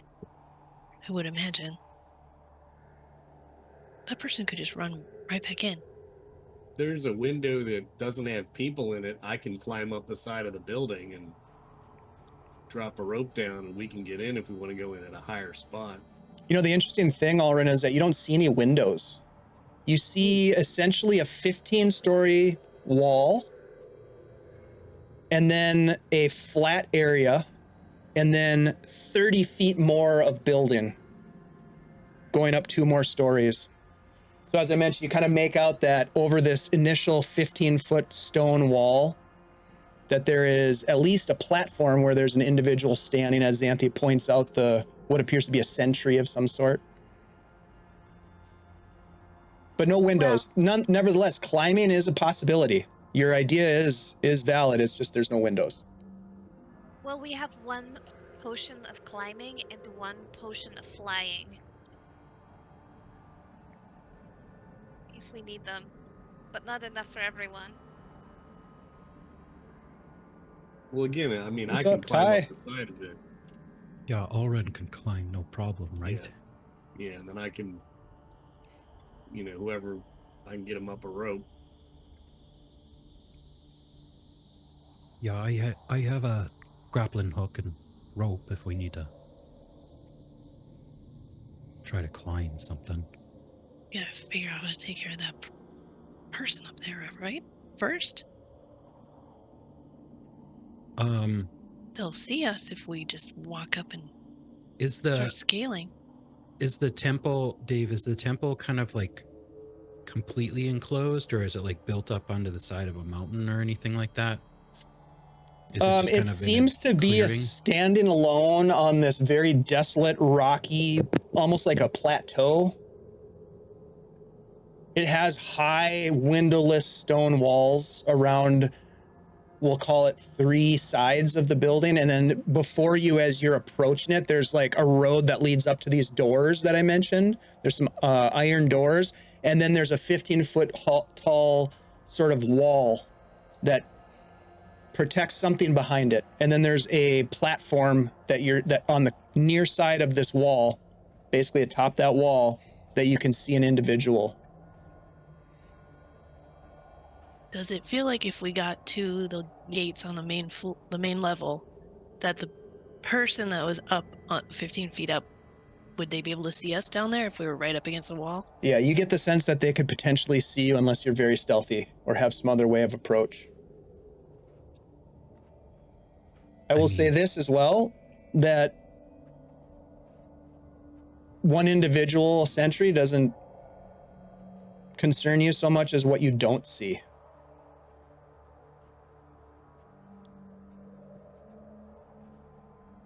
I mean, it's probably not a good idea to just kind of try to crawl over the front door. Maybe we should try to look around for another way in. There's probably a secret entrance somewhere. We've got disguise that ourselves. climbing. could disguise ourselves, too. If we get caught.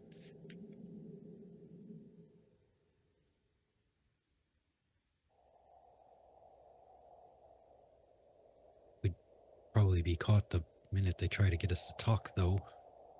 Right?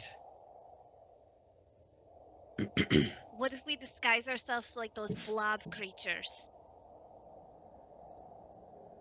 You know, like the one from the Black Lanterns? That scary thing that Alrin tried to talk to? The Watchers.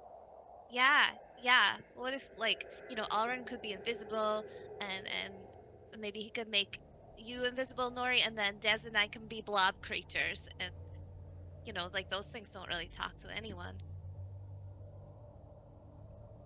Are there any True. tracks on the ground right here that would indicate like orcs come by here, or is it still snowing and covering everything? No, the snow has subsided for the most part. Give me a survival check, or actually a perception check.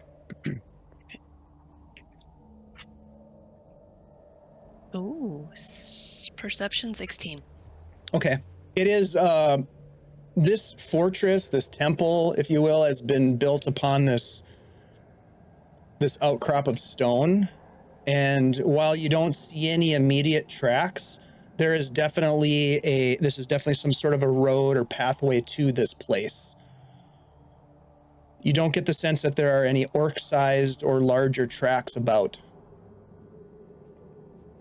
You don't get the sense that there's any tracks at all.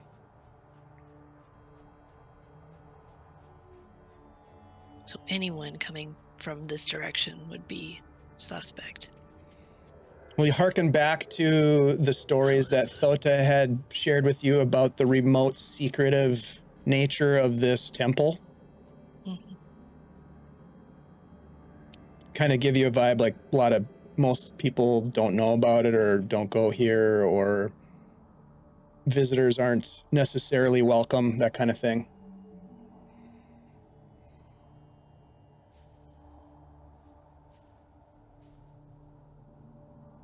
Geese? It could be geese. Out the gates. To get up there Someone anyway. do a minor illusion of like something, and then we could all run up while they're investigating it? Or, I don't know. Or maybe, I don't know, Hansy might want to go on up there and just see what he can see. Cause a distraction. Hansy's pretty distracting. Yeah, but is he stealthy? He doesn't need to be.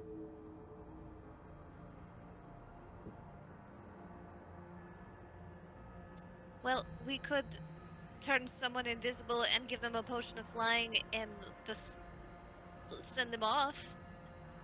Right? I mean, I don't want to say it, but yeah, I mean, maybe if we split up. But I think we need to find a better spot away from that sentry, maybe. So we're not trying to go up the wall right in front of him.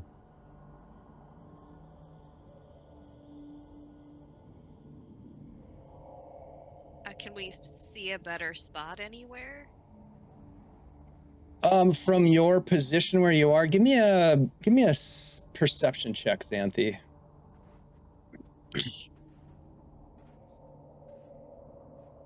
13. Well, lucky over there. It doesn't look like there is any obvious alternate pathway. It seems like this trail leads directly to this, what looks, basically we could call it the front wall that's facing you. The gates, these iron gates. Doesn't seem like there's anything beyond this place. Like you get the sense that you're at the end of the road. Can you remind me again how close we are to the gates from where we're standing? It's probably 40 feet, maybe 30, something like that. fairly close enough to be able to see that there's a sentry atop. The shadows and mist are constantly swirling, revealing parts of the temple itself. Best you can tell, there's no windows, just a 15-foot wall. And then beyond the wall, there's another 2 stories of structure. All right. Well, I could try to sneak in there, or wait until the maybe he goes inside occasionally to warm up or something, and then we'll try to run up.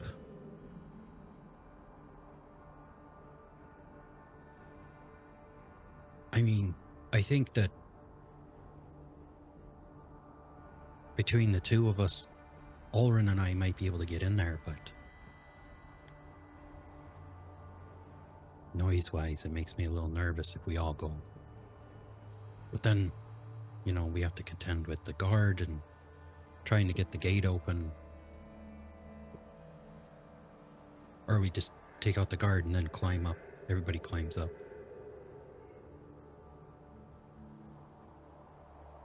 We may have Yeah. to take out the guard, yeah.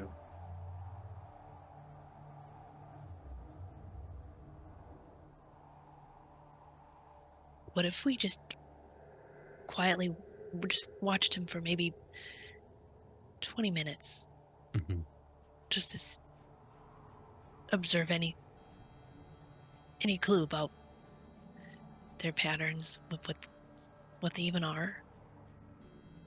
Have we seen them move at all? So far, we've been standing here like 2 minutes, but Yeah, I mean, they are, by the nature of their assignment, being exposed to the elements. It's still, you're not in the pass, it's not snowing, but it's still cold. You can still see your breath as you exhale. You can see them moving kind of back and forth as a sentry does, just walking along the edge, stopping every so often to look about. You can see the faint glow of a pipe as they strike their tinder and light a pipe and puff on it as it glows. Eventually, you hear some voices, and a second individual appears. A couple minutes pass, you don't hear anything, but the 2 individuals stand there. A second glowing pipe is produced, and the first individual walks off, and you can just hear the faint slamming of a door. And the new sentry takes their position.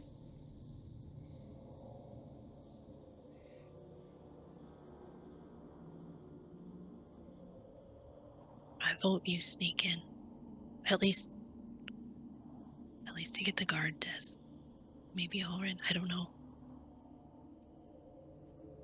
Yeah, I guess I'm most nervous about this wide open road leading right up to the gate.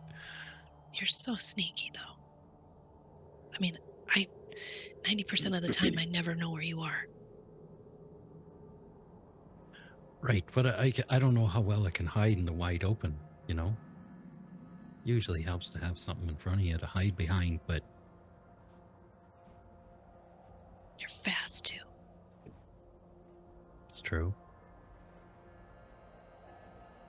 I was hoping to catch him sleeping a little bit, maybe.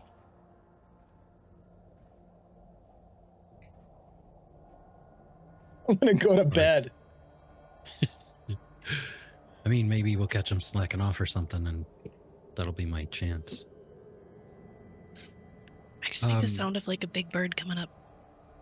We're on the other if we had side. some kind And then of he'd look. distraction. That's what I'm saying. If only we had let one of those geese out. You'd be dead by now. Well, yeah, they would have eaten us first, and then this mission would have been over. Mm-hmm. Starting with our face.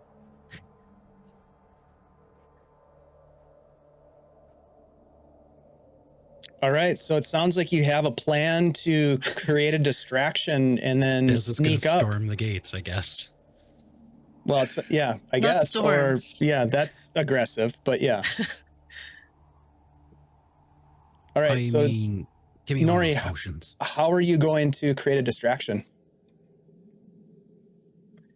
Well, I have minor illusion. What's the range on that? It's only 30 feet. Okay, so you would need to sneak up a bit too to get a better position. Would you require a stealth check? Which potion do you want, Des? Potion of... There's climbing and flying. Maybe we'll save the flying. How about climbing? All right, here you go.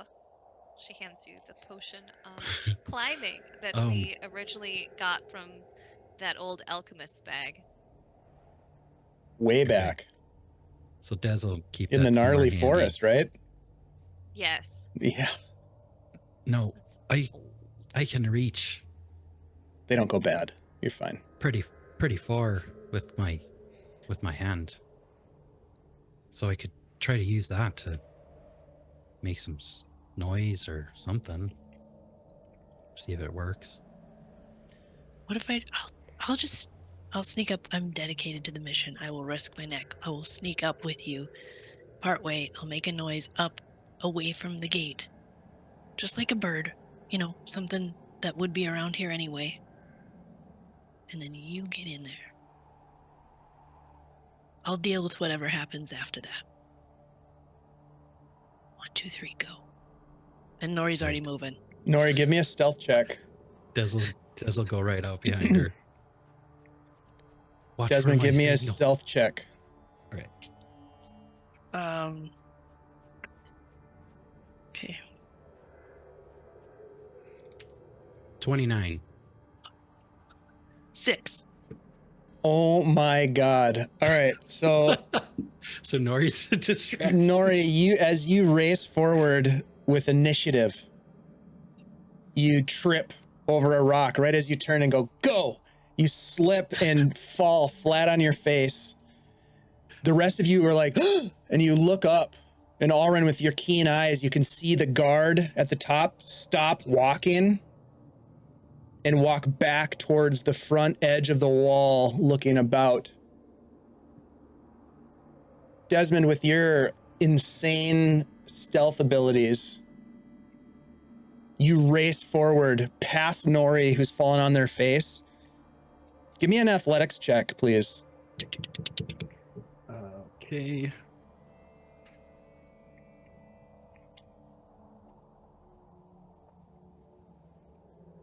Xanthi and Alrin, if you are trying to not be seen right now, you might want to give me a stealth check as well. That's 10 Okay. for athletics. Desmond, you race forward. Nori falling flat on their face. Alrin, I got an 11. Xanthi. With advantage, please. Okay. 14. But you guys light yourselves on Okay. fire. 14. Let me roll for the guard. Okay. Okay. Nora, you fall flat on your face and just stop. Motionless.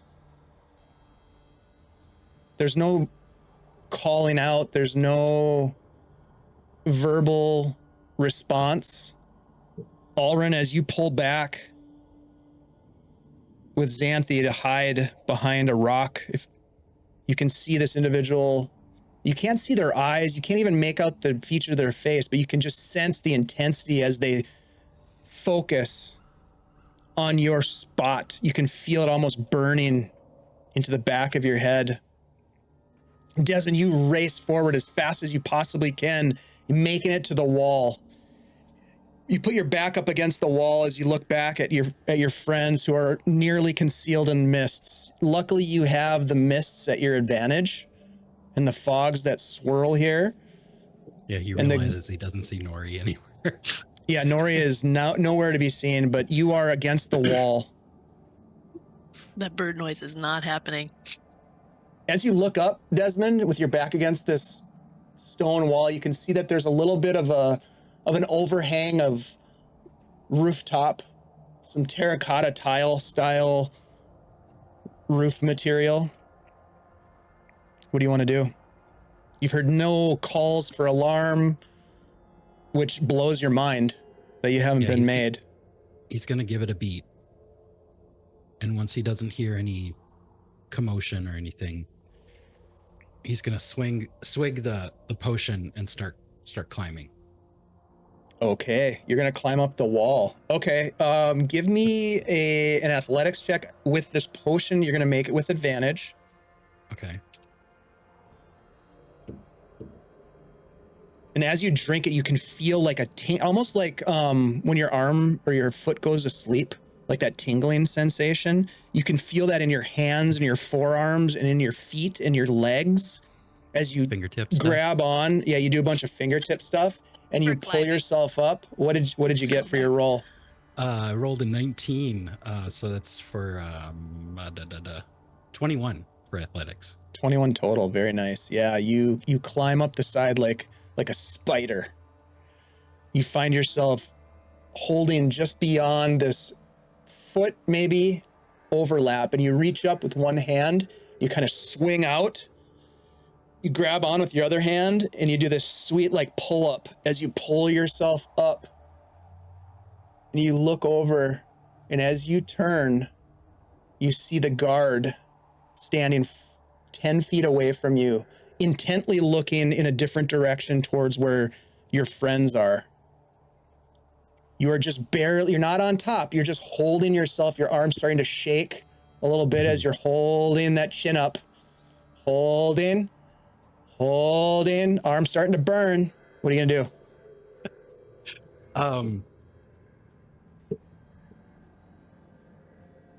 What is he going to do? You don't see anyone else. You see one person. They look to be vaguely human. They have a thick cloak pulled over them. They have a spear in their hand, and you can just see the exhalation of their breath in the cold air, and they seem to be breathing heavy, like their adrenaline is kicking in. The rest of you are watching, by the way, as Desmond is like holding on the edge of this soffit, like pulling himself up. I think Nori doesn't see anything. She hasn't moved. She's still face down on the ground. Just play dead. Yeah, he's got just plain dead, waiting for. Dez is gonna try to sneak over the ledge and try to start advancing on the guy very quietly as he can. Give me a stealth check. Scottish Jeff, thank you very much. Nori, you have an advantage from Scottish Jeff. Oh, thank you. He thinks you should eat pie. Well, that is a 19. Okay. Given the nature of what's happening here, I'm going to give him an advantage on his perception check to detect you climbing, because he is on high alert right now as he is watching. He thinks he heard something because of Nori's crappie flop, and so he is going to make his with advantage.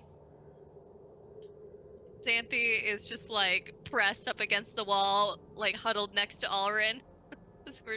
we're watching in pseudo horror as all of this is happening out. Desmond, what was your stealth check? 19. Yeah, I rolled a 12 with advantage. So you pull yourself up ever so quietly, landing gently on this platform. And as you quickly take stock, you see an individual standing there. You see beyond them a kind of a broad platform, the rooftop of the first story of this building. Beyond them, a door, an iron door that goes into a building. Behind you, over your left shoulder, you just take a quick note. There is an open courtyard that is filled with strange pillars. What would you like to do? You have the element of surprise right now, should you wield it. All right. Dez is going to try to go after the guard. So he's going to sneak up behind him and attack him with his knife. With his dagger. What he's going to try to do is specifically go at the guy's throat. to try to keep him from calling out. Okay. So I don't know if that's another stealth roll or an attack roll. Let me do this. I'm going to bring up a map.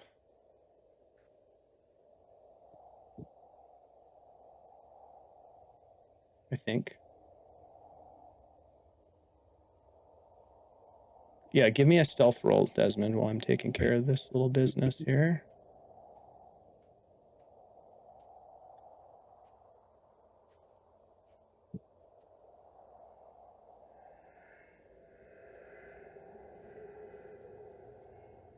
That was 21. 21. Yes, you are able to sneak up beside this guy as he is intently looking. He has his pipe in one hand, and he appears to be looking out into the snowstorm, or the darkness, excuse me, because it's not snowing. The darkness here. And this is what you see. Let me bring it up on the map here for folks. Let's see.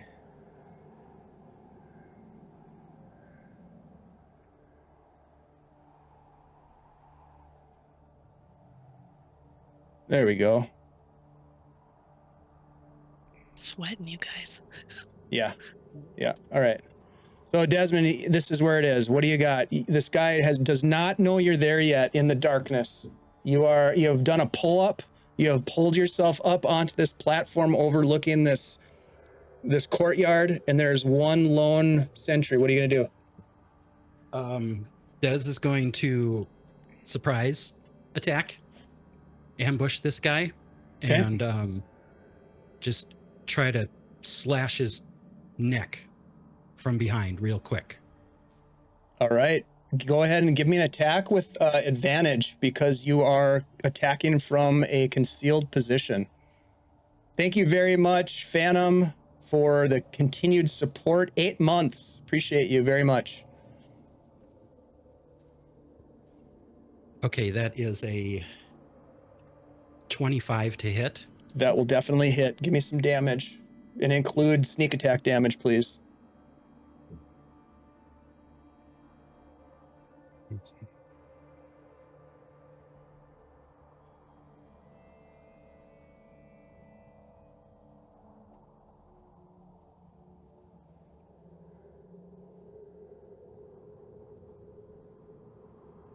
Okay, so that's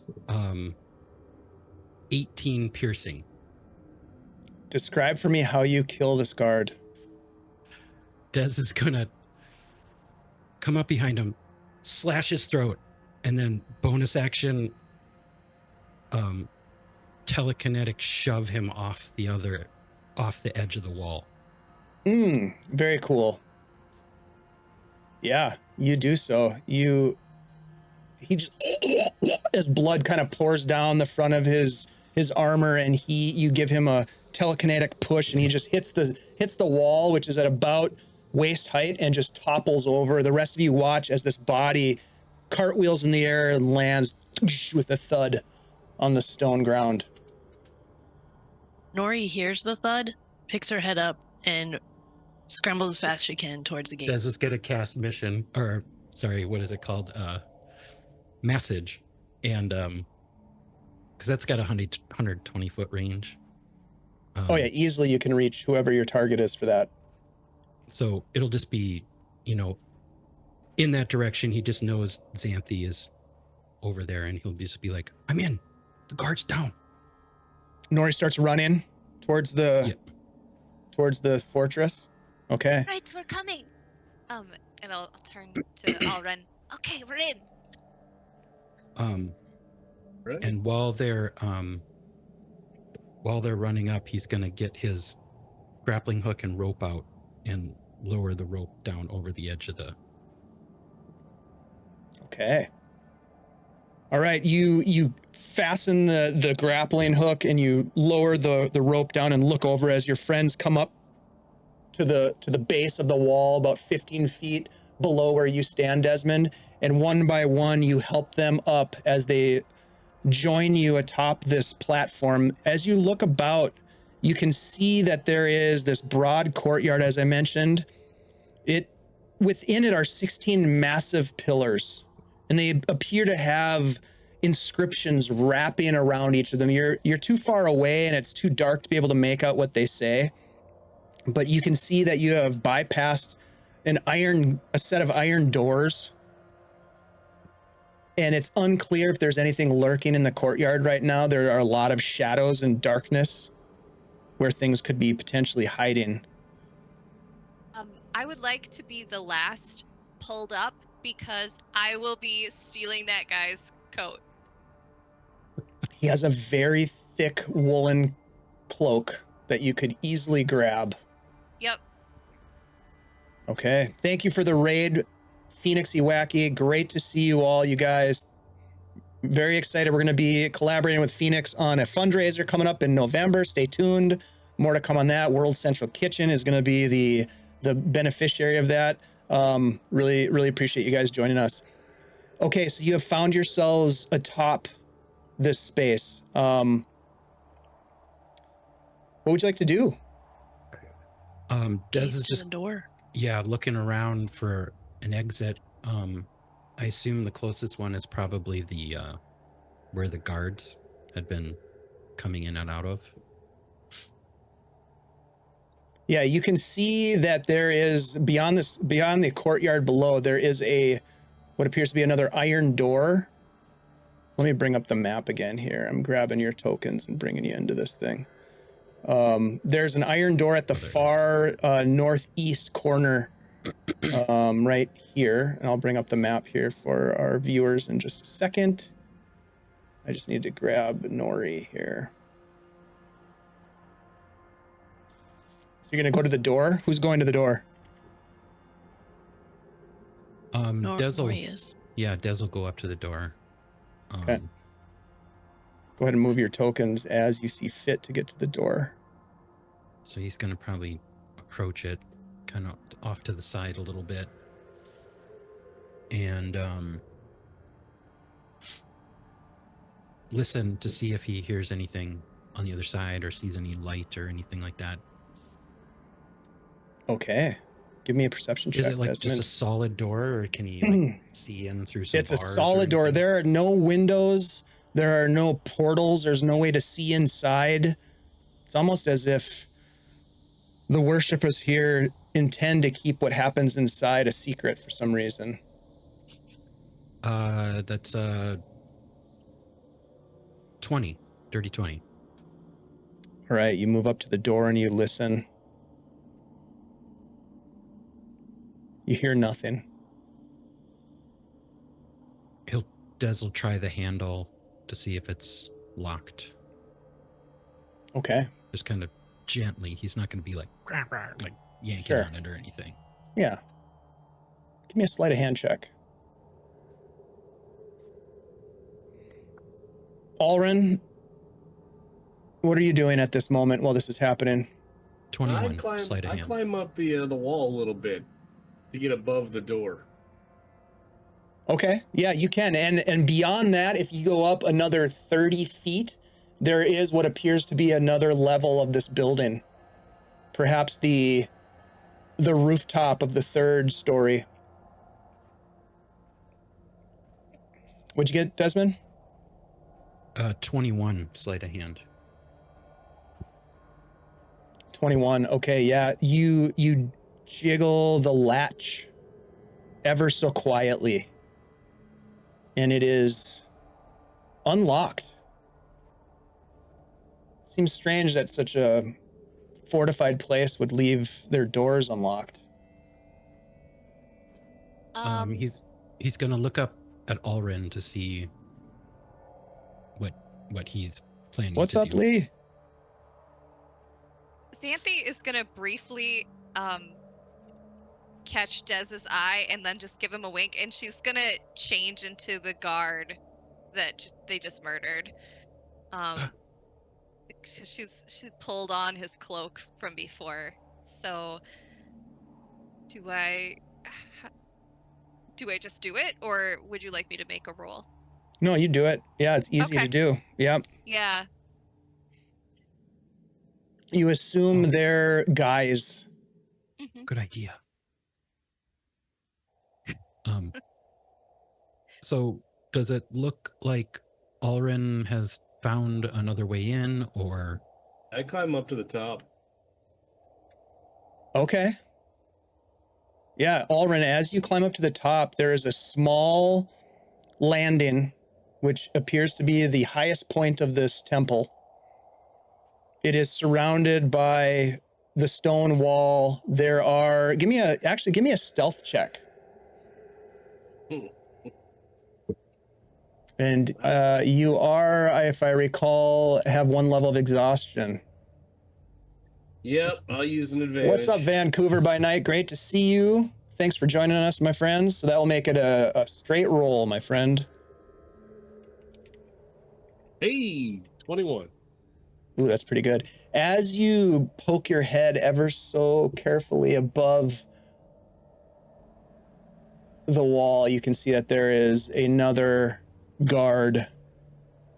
In fact, there are 2 guards that seem to stand watch at a higher level. They don't seem to have taken note of you.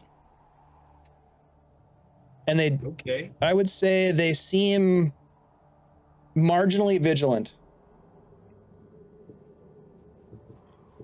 So I'll slink my head down a little bit and point down at Dez and, point out, 2 and up here. Xanthi's gonna quietly go, do you want me to lure them out here?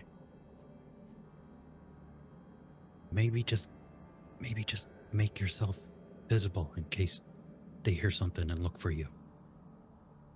Okay. Yeah, she'll go stand near the edge, like she's looking out over the guard post. Okay. Basically taking on the guise of this guard and trying to look like you're just doing your job. Mhm. Yep. Yeah. It's not hard to do. You stand there in the cold wind and cold air of this night, keeping a watchful eye for intruders. Des will just message Alrin, maybe it's better if we go in this way then. And I'll come down. At which once Des will open the door then at that point and look to move in. Sorry, you're gonna move into where? The door that we checked to see if it was locked. Okay. Gotcha. He's gonna start kind of like gently pushing it open. Got you. Okay. Guards inside? Was that right? There's guards up above on another level okay. up.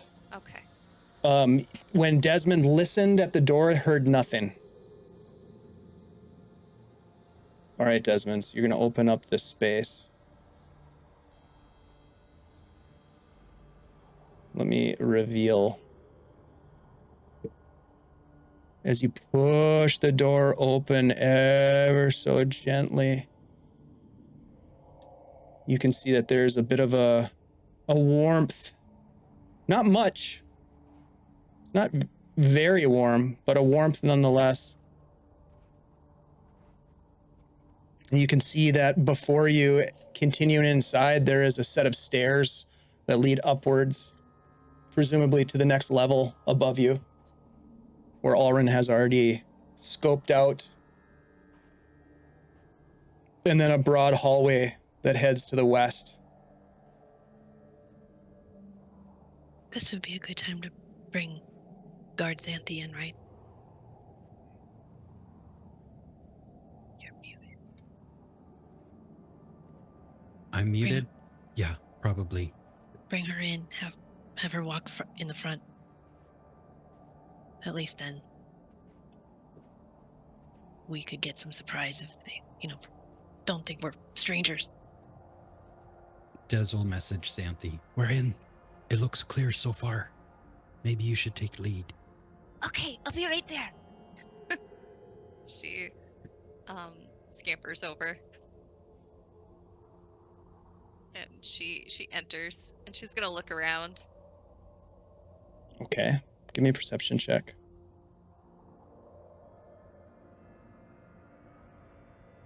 18. 18. Okay, so to the north, you see a set of stairs that wind up to another story above. You see crates stacked along the wall near the stairs, perhaps underneath the stairs themselves. Bit of storage space, I guess. To the west, or your left, you see a long hallway. Especially if you get like right here. You can see there's a long hallway that heads to the west. A series of doors. There's a door immediately in front of you here. And as you get a perspective here, it is generally dark, although you can see a bit of a glow coming from this area over here. Perhaps from a lantern or a torch. Otherwise, it is dark in here. The only light that's really illuminating the space is coming through the door where your friends stand. And I think right there, as you enter in this space, if you guys are cool with continuing on for a little bit, I would like to take a quick break. Sure. We'll take a 5-minute break, and then we're going to come back and continue on. Is that good with everybody? We go a little bit long? Yeah. Okay. Folks, if you're hanging out with us, we're going to take a quick break, and we're going to continue on for a little bit to see how much farther we can get into the Temple of Lemminkainen. So hang out, hang tight, and we will be back in just a short couple of minutes.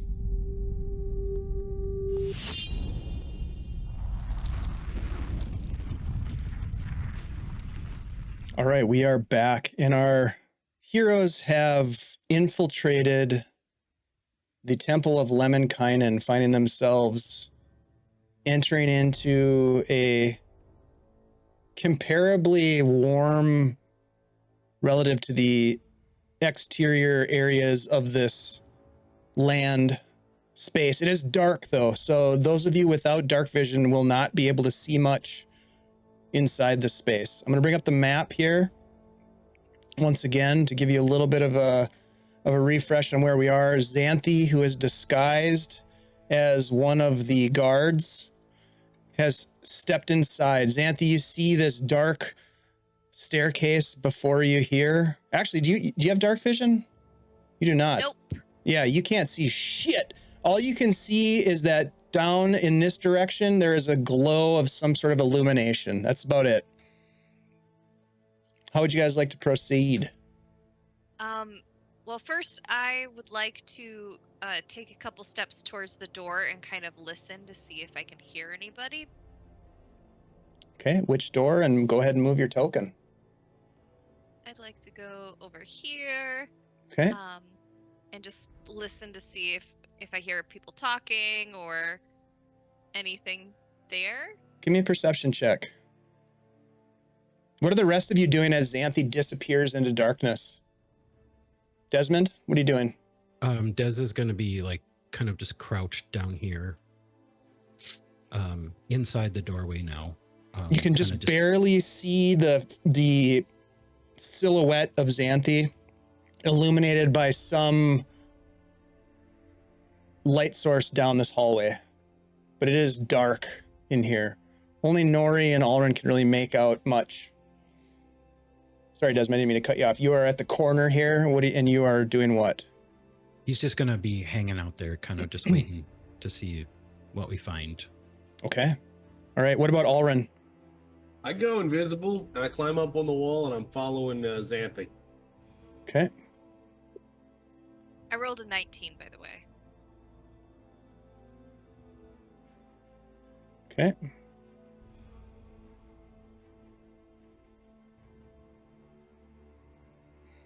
All right. What about Nori? What are you doing, Nori? Nori's going to go in, not hearing screams from her friends, and she'll probably stand right about here. and look so she can get a shot down both directions. It's With a her dark narrow vision. hallway, but you can see that there's an illumination to the west. You can see also with your dark vision that there are stairs that go up to the north. Crates stacked along the wall. Xanthi, as you listen intently at the door, you hear nothing. She's gonna like give a thumbs up. That Alrin in his invisible form and Nori can see Desmond. It's going to be tough for you to see anything. He's gonna message Nori. I can't say anything. I'm gonna hold on to you. I'm way over here. And then he's gonna grope around in the darkness for the little gnome. Nori will move towards him because she can see right where he is. You reach out, Desmond, and wave your hand a little bit, and then you Yeah. finally grab onto Nori's head, Mm-hmm. just palming the skull. All right, I guess I'll move forward, and very slowly to see if I can, like, see anything before I come around the corner. Give me another perception check. Alrin, as you are invisible, what are you doing? Keeping following Xanthi. Okay. What? It's dark in here. And I can see. Xanthi, you can see that there's certainly the glow of a torch or a sconce that is illuminating the space. As you peek around the corner here, you can see that there are individuals. Alrin, as you are climbing along the wall, you as well can see that there are two figures that seem to be sitting along benches that face this unholy statue. Give me a religion check, Alrin and Xanthi. Desmond, Nori, what about you?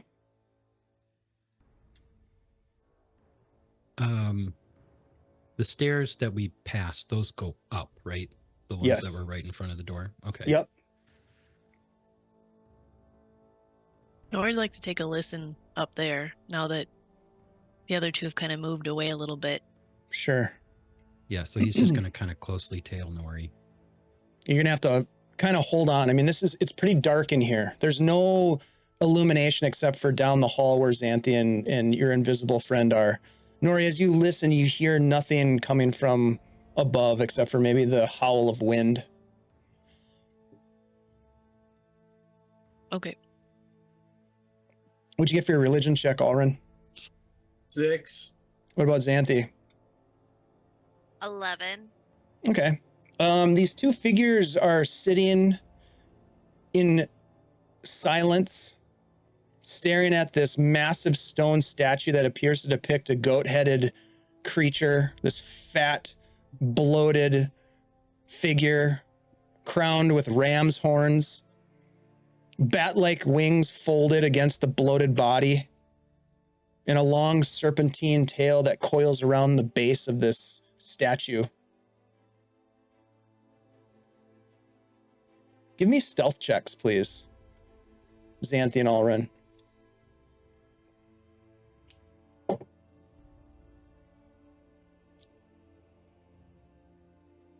Okay, I'll do it with advantage. Okay.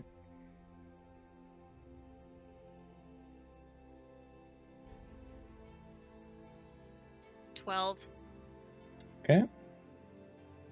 How about Alrin? 23. 23. Wow. Okay. Yeah, they do not seem to respond to your presence hiding around the corner.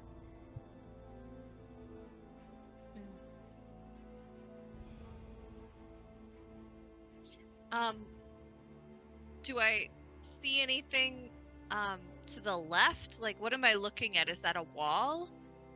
The wall continues past this hall of prayer or whatever the hell this thing is. You're unclear, but you do see now that there's some light illuminating the space, that there is a door here and a door here.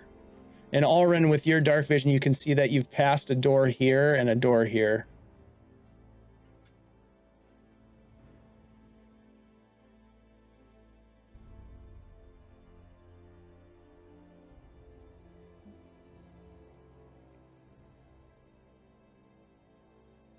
Xanthi's gonna try to listen to see if she can hear any talking or walking or anything coming from the doors or that wall. You listen intently, quiet as can be. And it's almost disturbing how silent it is here. The most you can potentially hear is a soft breath, perhaps, from these two individuals that are sitting. Perhaps the shifting of weight on creaky benches, wooden benches.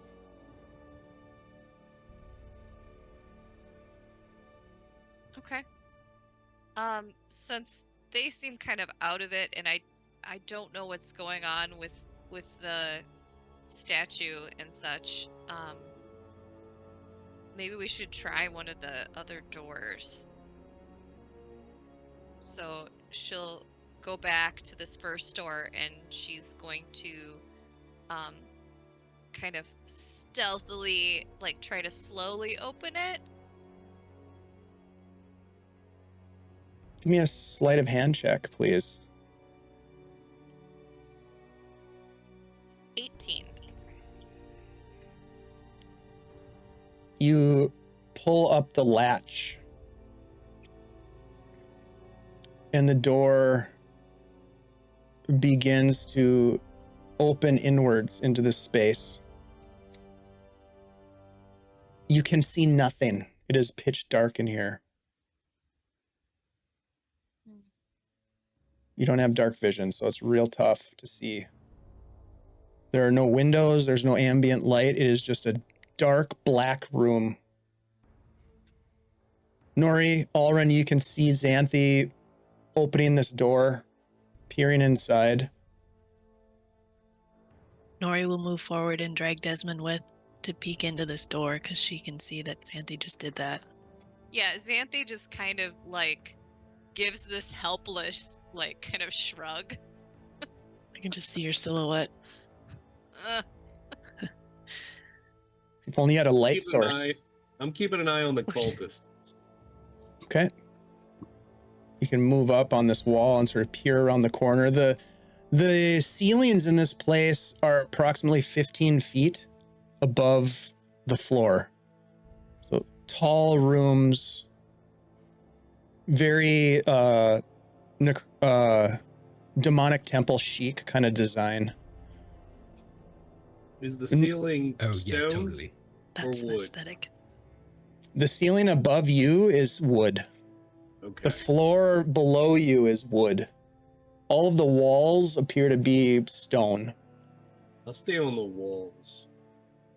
Higher up. Okay. Kind of tucked up along the upper corner of where the wall meets the ceiling. Nori, as you peer inside, give me a perception check as you look inside this room. Natural 20, so 22. Oh my. I can see it. That's fun. Yeah, that's fun. Oops. Hold on. That's my weighted brown dice at work.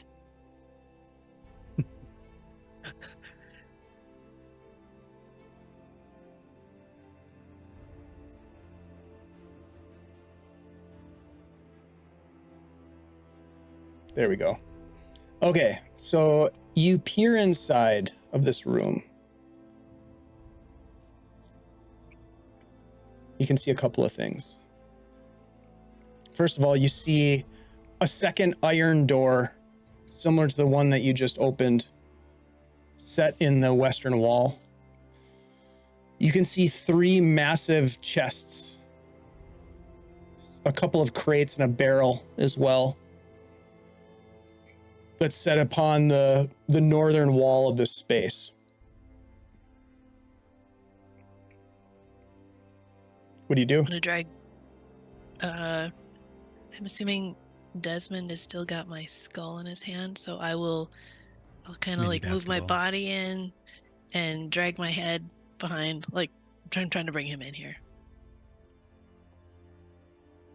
Okay. I want him to try opening these crates. Desmond, Yeah. there's 3 trunks right in front of us here. You can't see them. It's so dark in that room. Just reach down. Do you think we can risk some light in here?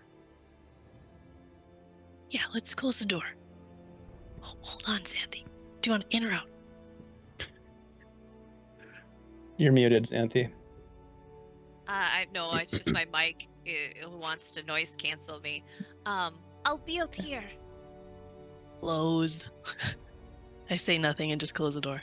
You close the door? Okay. Yep.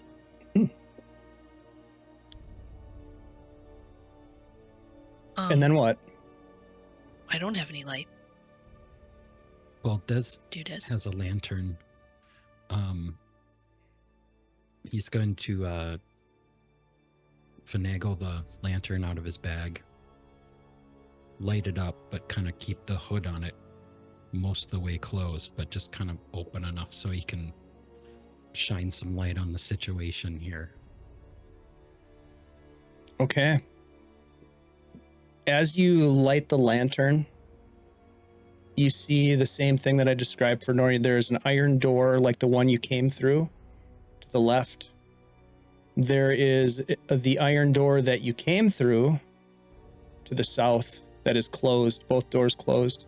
There are, I should say, 3 wooden chests that are reinforced with iron strapping along the eastern wall, and a couple of crates and a barrel stacked atop on the north wall.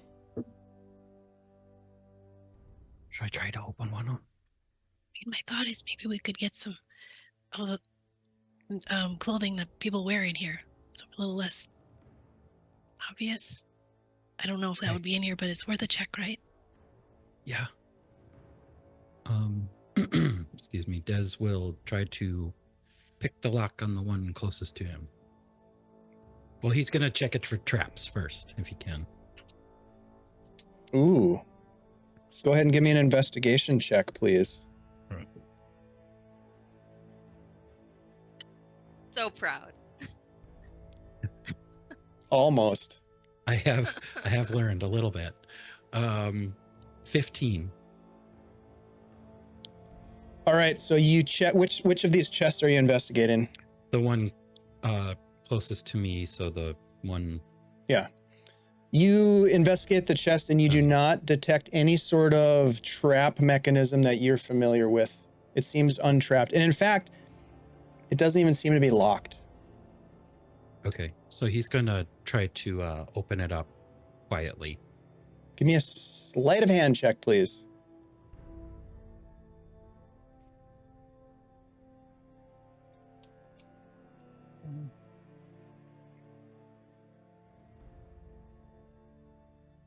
Uh, 14.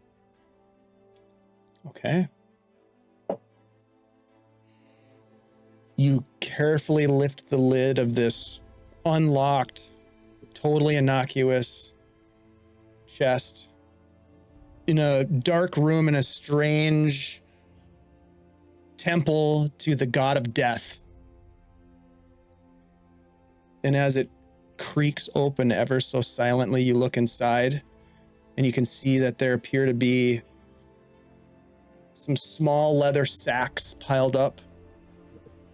There appears to be a longbow inside, along with some bundles of fabric. As you sift through the fabric, you can see that they appear to be fine clothing. There is a carved wooden box and a rolled up parchment that is sealed with some sort of wax heraldry.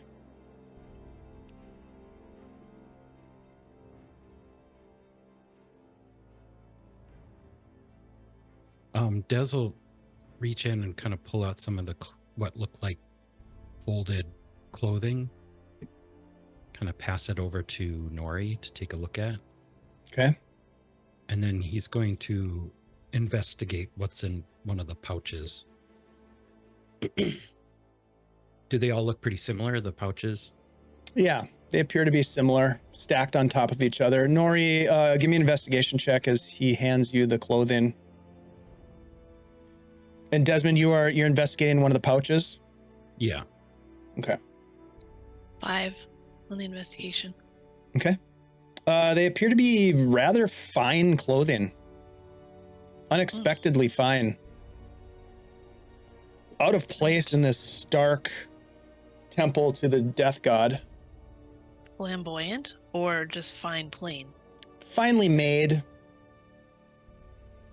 Handmade, beautiful, there's a beautiful dress. There are a couple of shirts. It's strange. And they look almost brand new. Desmond, as you investigate these pouches, you pick one of the pouches up. Mm-hmm. It's heavy. And it jingles with the sweet, sweet sound of coin.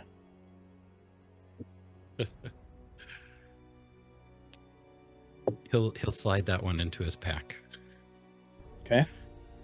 And then he's going to investigate the wooden box. Is there any kind of like markings on the outside of it or anything? Give me an investigation check. Meanwhile, Alrin, back in the hallway, you are watching as these cultists, these individuals, stand up as if they are done with whatever they were doing. And they take a step back, each of them bowing slightly to this statue before them. And they begin to turn towards you. Now you're invisible, so they can't see you. You're up on the wall, so they won't run into you. But as you glance backwards, you can see with your dark vision as a half-elf that your companion Xanthi is standing in the hallway and is within seconds of being detected.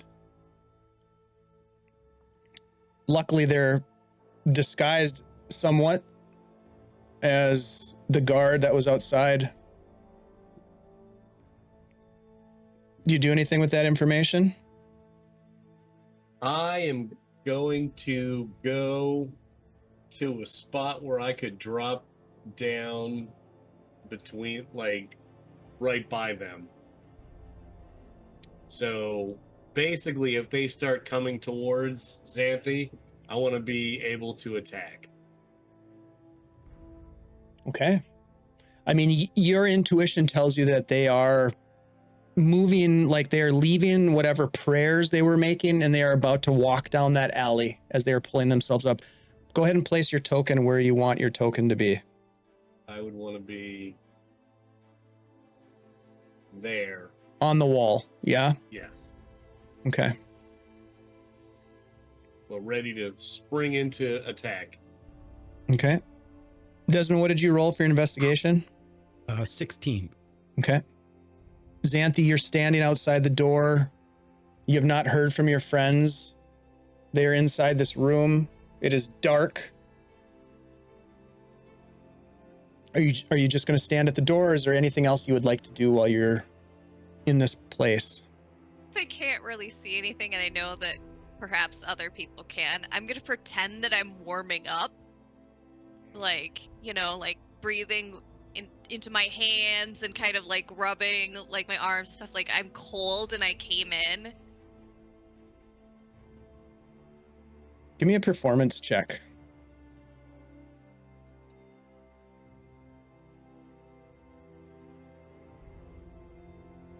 $21. Okay, these two individuals pass beneath you, Alrin. One of them continuing here. When they go to pass me, I would attack. So I could be right next to both of them. Okay, go ahead and roll initiative, please. Let's have everybody roll initiative. Why not? Oh gosh.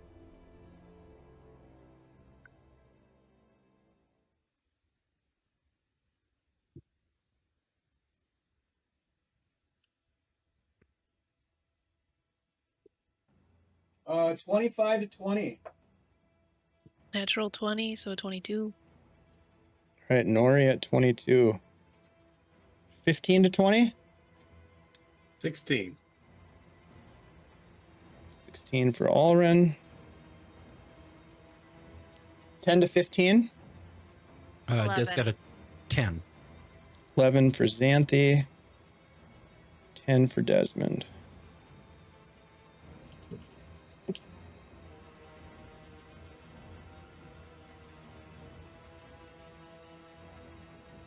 Okay.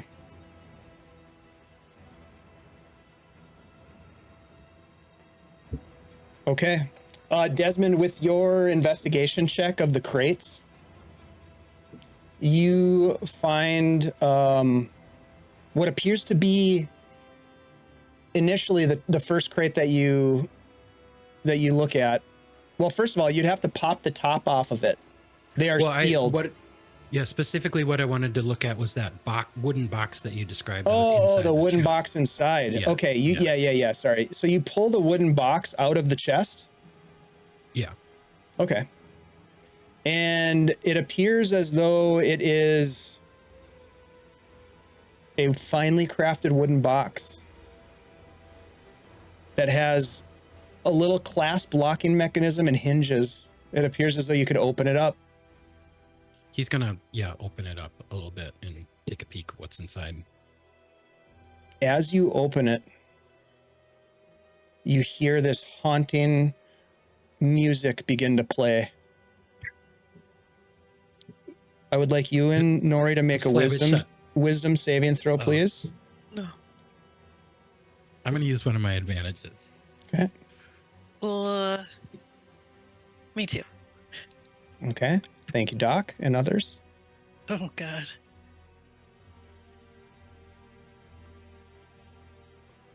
Roll a save against music. It's terrible, scary. 16. Okay. Thank you, Doc. Desmond. Wisdom is +2, so that's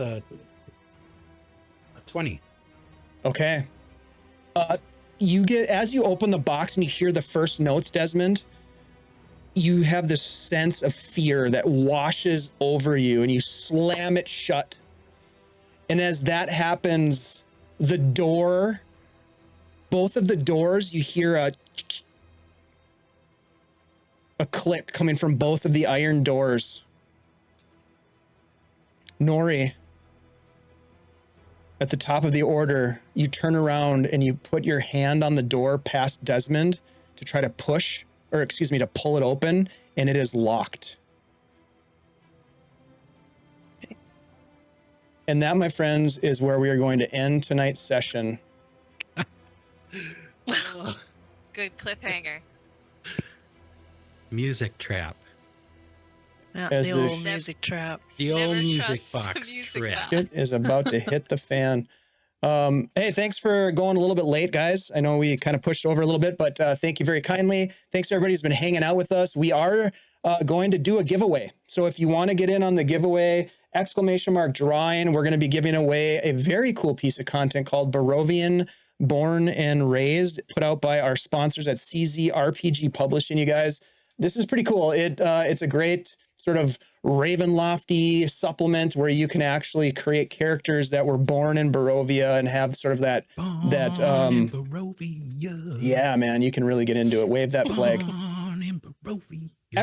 Drawing to get in on the action. If you would like to be involved in this giveaway, please do so right now, because we're going to give that away in just a couple of short minutes. In the meantime, I'd like my friends to go around the table here and tell us anything you want. I don't really care. Tell us who you are, where we can find you, any thoughts, concerns, and anything else you want to leave us with as we sign out tonight. Let's start with Xanthi. Let's start with Ashley. Hey everybody, I'm Ashley, also known as Minnesota Muse. You can find me as Minnesota Muse on our Discord, on Blue Sky, or as Minnesota Muse 99 on Threads. You can only find me right now here on Guild Superior on Tuesdays. So you're gonna have to come back, maybe next Tuesday, maybe in 2 Tuesdays, see us play the rest of this Music Box game. And I might add, teaser, Ashley is going to be bringing the Undying Sky back to the channel in just a couple of weeks. So stay tuned for more details on Oh, that. it's gonna be more than a couple what? weeks. We're looking at December. December. Yeah, December's not that far away, you guys. Seriously, No. those weeks are Not a going to couple weeks. fly by. But if you don't know what the Undying Sky is, it is on YouTube. If you want is. to go back and watch the first season, where my unwitting players make a deal with a dark entity to help her escape from her prison. Go watch it. Go watch it. You won't be Fun. disappointed. Let's jump over to Shelly. Hey, yo, it's Shelly here, also known as Flea Monkey, also known as Hey, it's Flea Monkey on Threads and Instagram. I'm here every Tuesday. And, Hell yeah. every Tuesday, previous Tuesdays, Tuesdays to come, all those. Also, every other Wednesday until it gets cold out on Tithalanos' channel, doing some Pathfinder 2e. That's all I am doing that you can watch. Go check But out come back next Shelly's Tuesday. Instagram because she's doing all kinds of crazy shit on the socials. I mean, thanks. Yeah, Fun stuff. it's good stuff. Let's jump over to Andy. Hey, what's up, everybody? My name is Andy, also known as Andy G3D here on Twitch. You can find me here every Tuesday playing Dez, trying not to get murdered by Dave, and just having a good old time. You can also find me over on our Discord, so if you haven't joined up over there, come on over. We have a good time, have fun conversations, throw memes at each other. It's a good time. A lot of gifts. GIF heavy. GIFs. Yeah. Just a lot of GIFing. We do have a strong GIF game over there on the Guild Superior Discord. Let's jump over to Chad next, the Vamp Wickman. What's up, everybody? Chad here, Vamp Wickman. You can find me here on Tuesdays on Heroes of Greyhawk and on Sundays at 4 p.m. Eastern Time. I'm on the Gary Con Live channel. We're playing Adventure I-9 Day of Al Akbar by Alan Hammock that's been translated to 5e, and Garner is trying to kill all of us. Usually he tries to kill me as much as possible, but right now he's got other people that he has a bloodthirst even stronger somehow, but we're all gonna die. It's gonna be great, and I love it. Thanks, Dave, for running. It was fun. Hell yeah, my pleasure. Thanks for being here. All right, you guys, look, we are going to give away some shit. Now, we're going to do a 5-second countdown because that's how we do this thing. So you literally have like 5 seconds to get in on the action. ! Drawing. We're giving away Barovian Born and Raised, which is a sweet piece of content from CZRPG. I really want you guys to have this. I wish I could give it to everyone, but we only have one. So it's going to come down to fate. ! Drawing to get in. Ashley, if you would be so kind as to give us the 5-second countdown, please. All right, last chance, guys. Get your name in there. 5, 4, 3, 2, 1, and go. Here it is. Glass Jaws, you, my friend, are the lucky winner of Barovian Born and Raised. I'll reach out to you with the download link. Thank you so much for supporting what we do here. If you guys like what we have going on here at Guild Superior, please consider following. And if you're following, please consider a subscription. We appreciate it. You can even do it with, what do they call it? Prime subscriptions. If you want to know more about that, you can ask Ashley. She'll tell you all about it over in our Discord.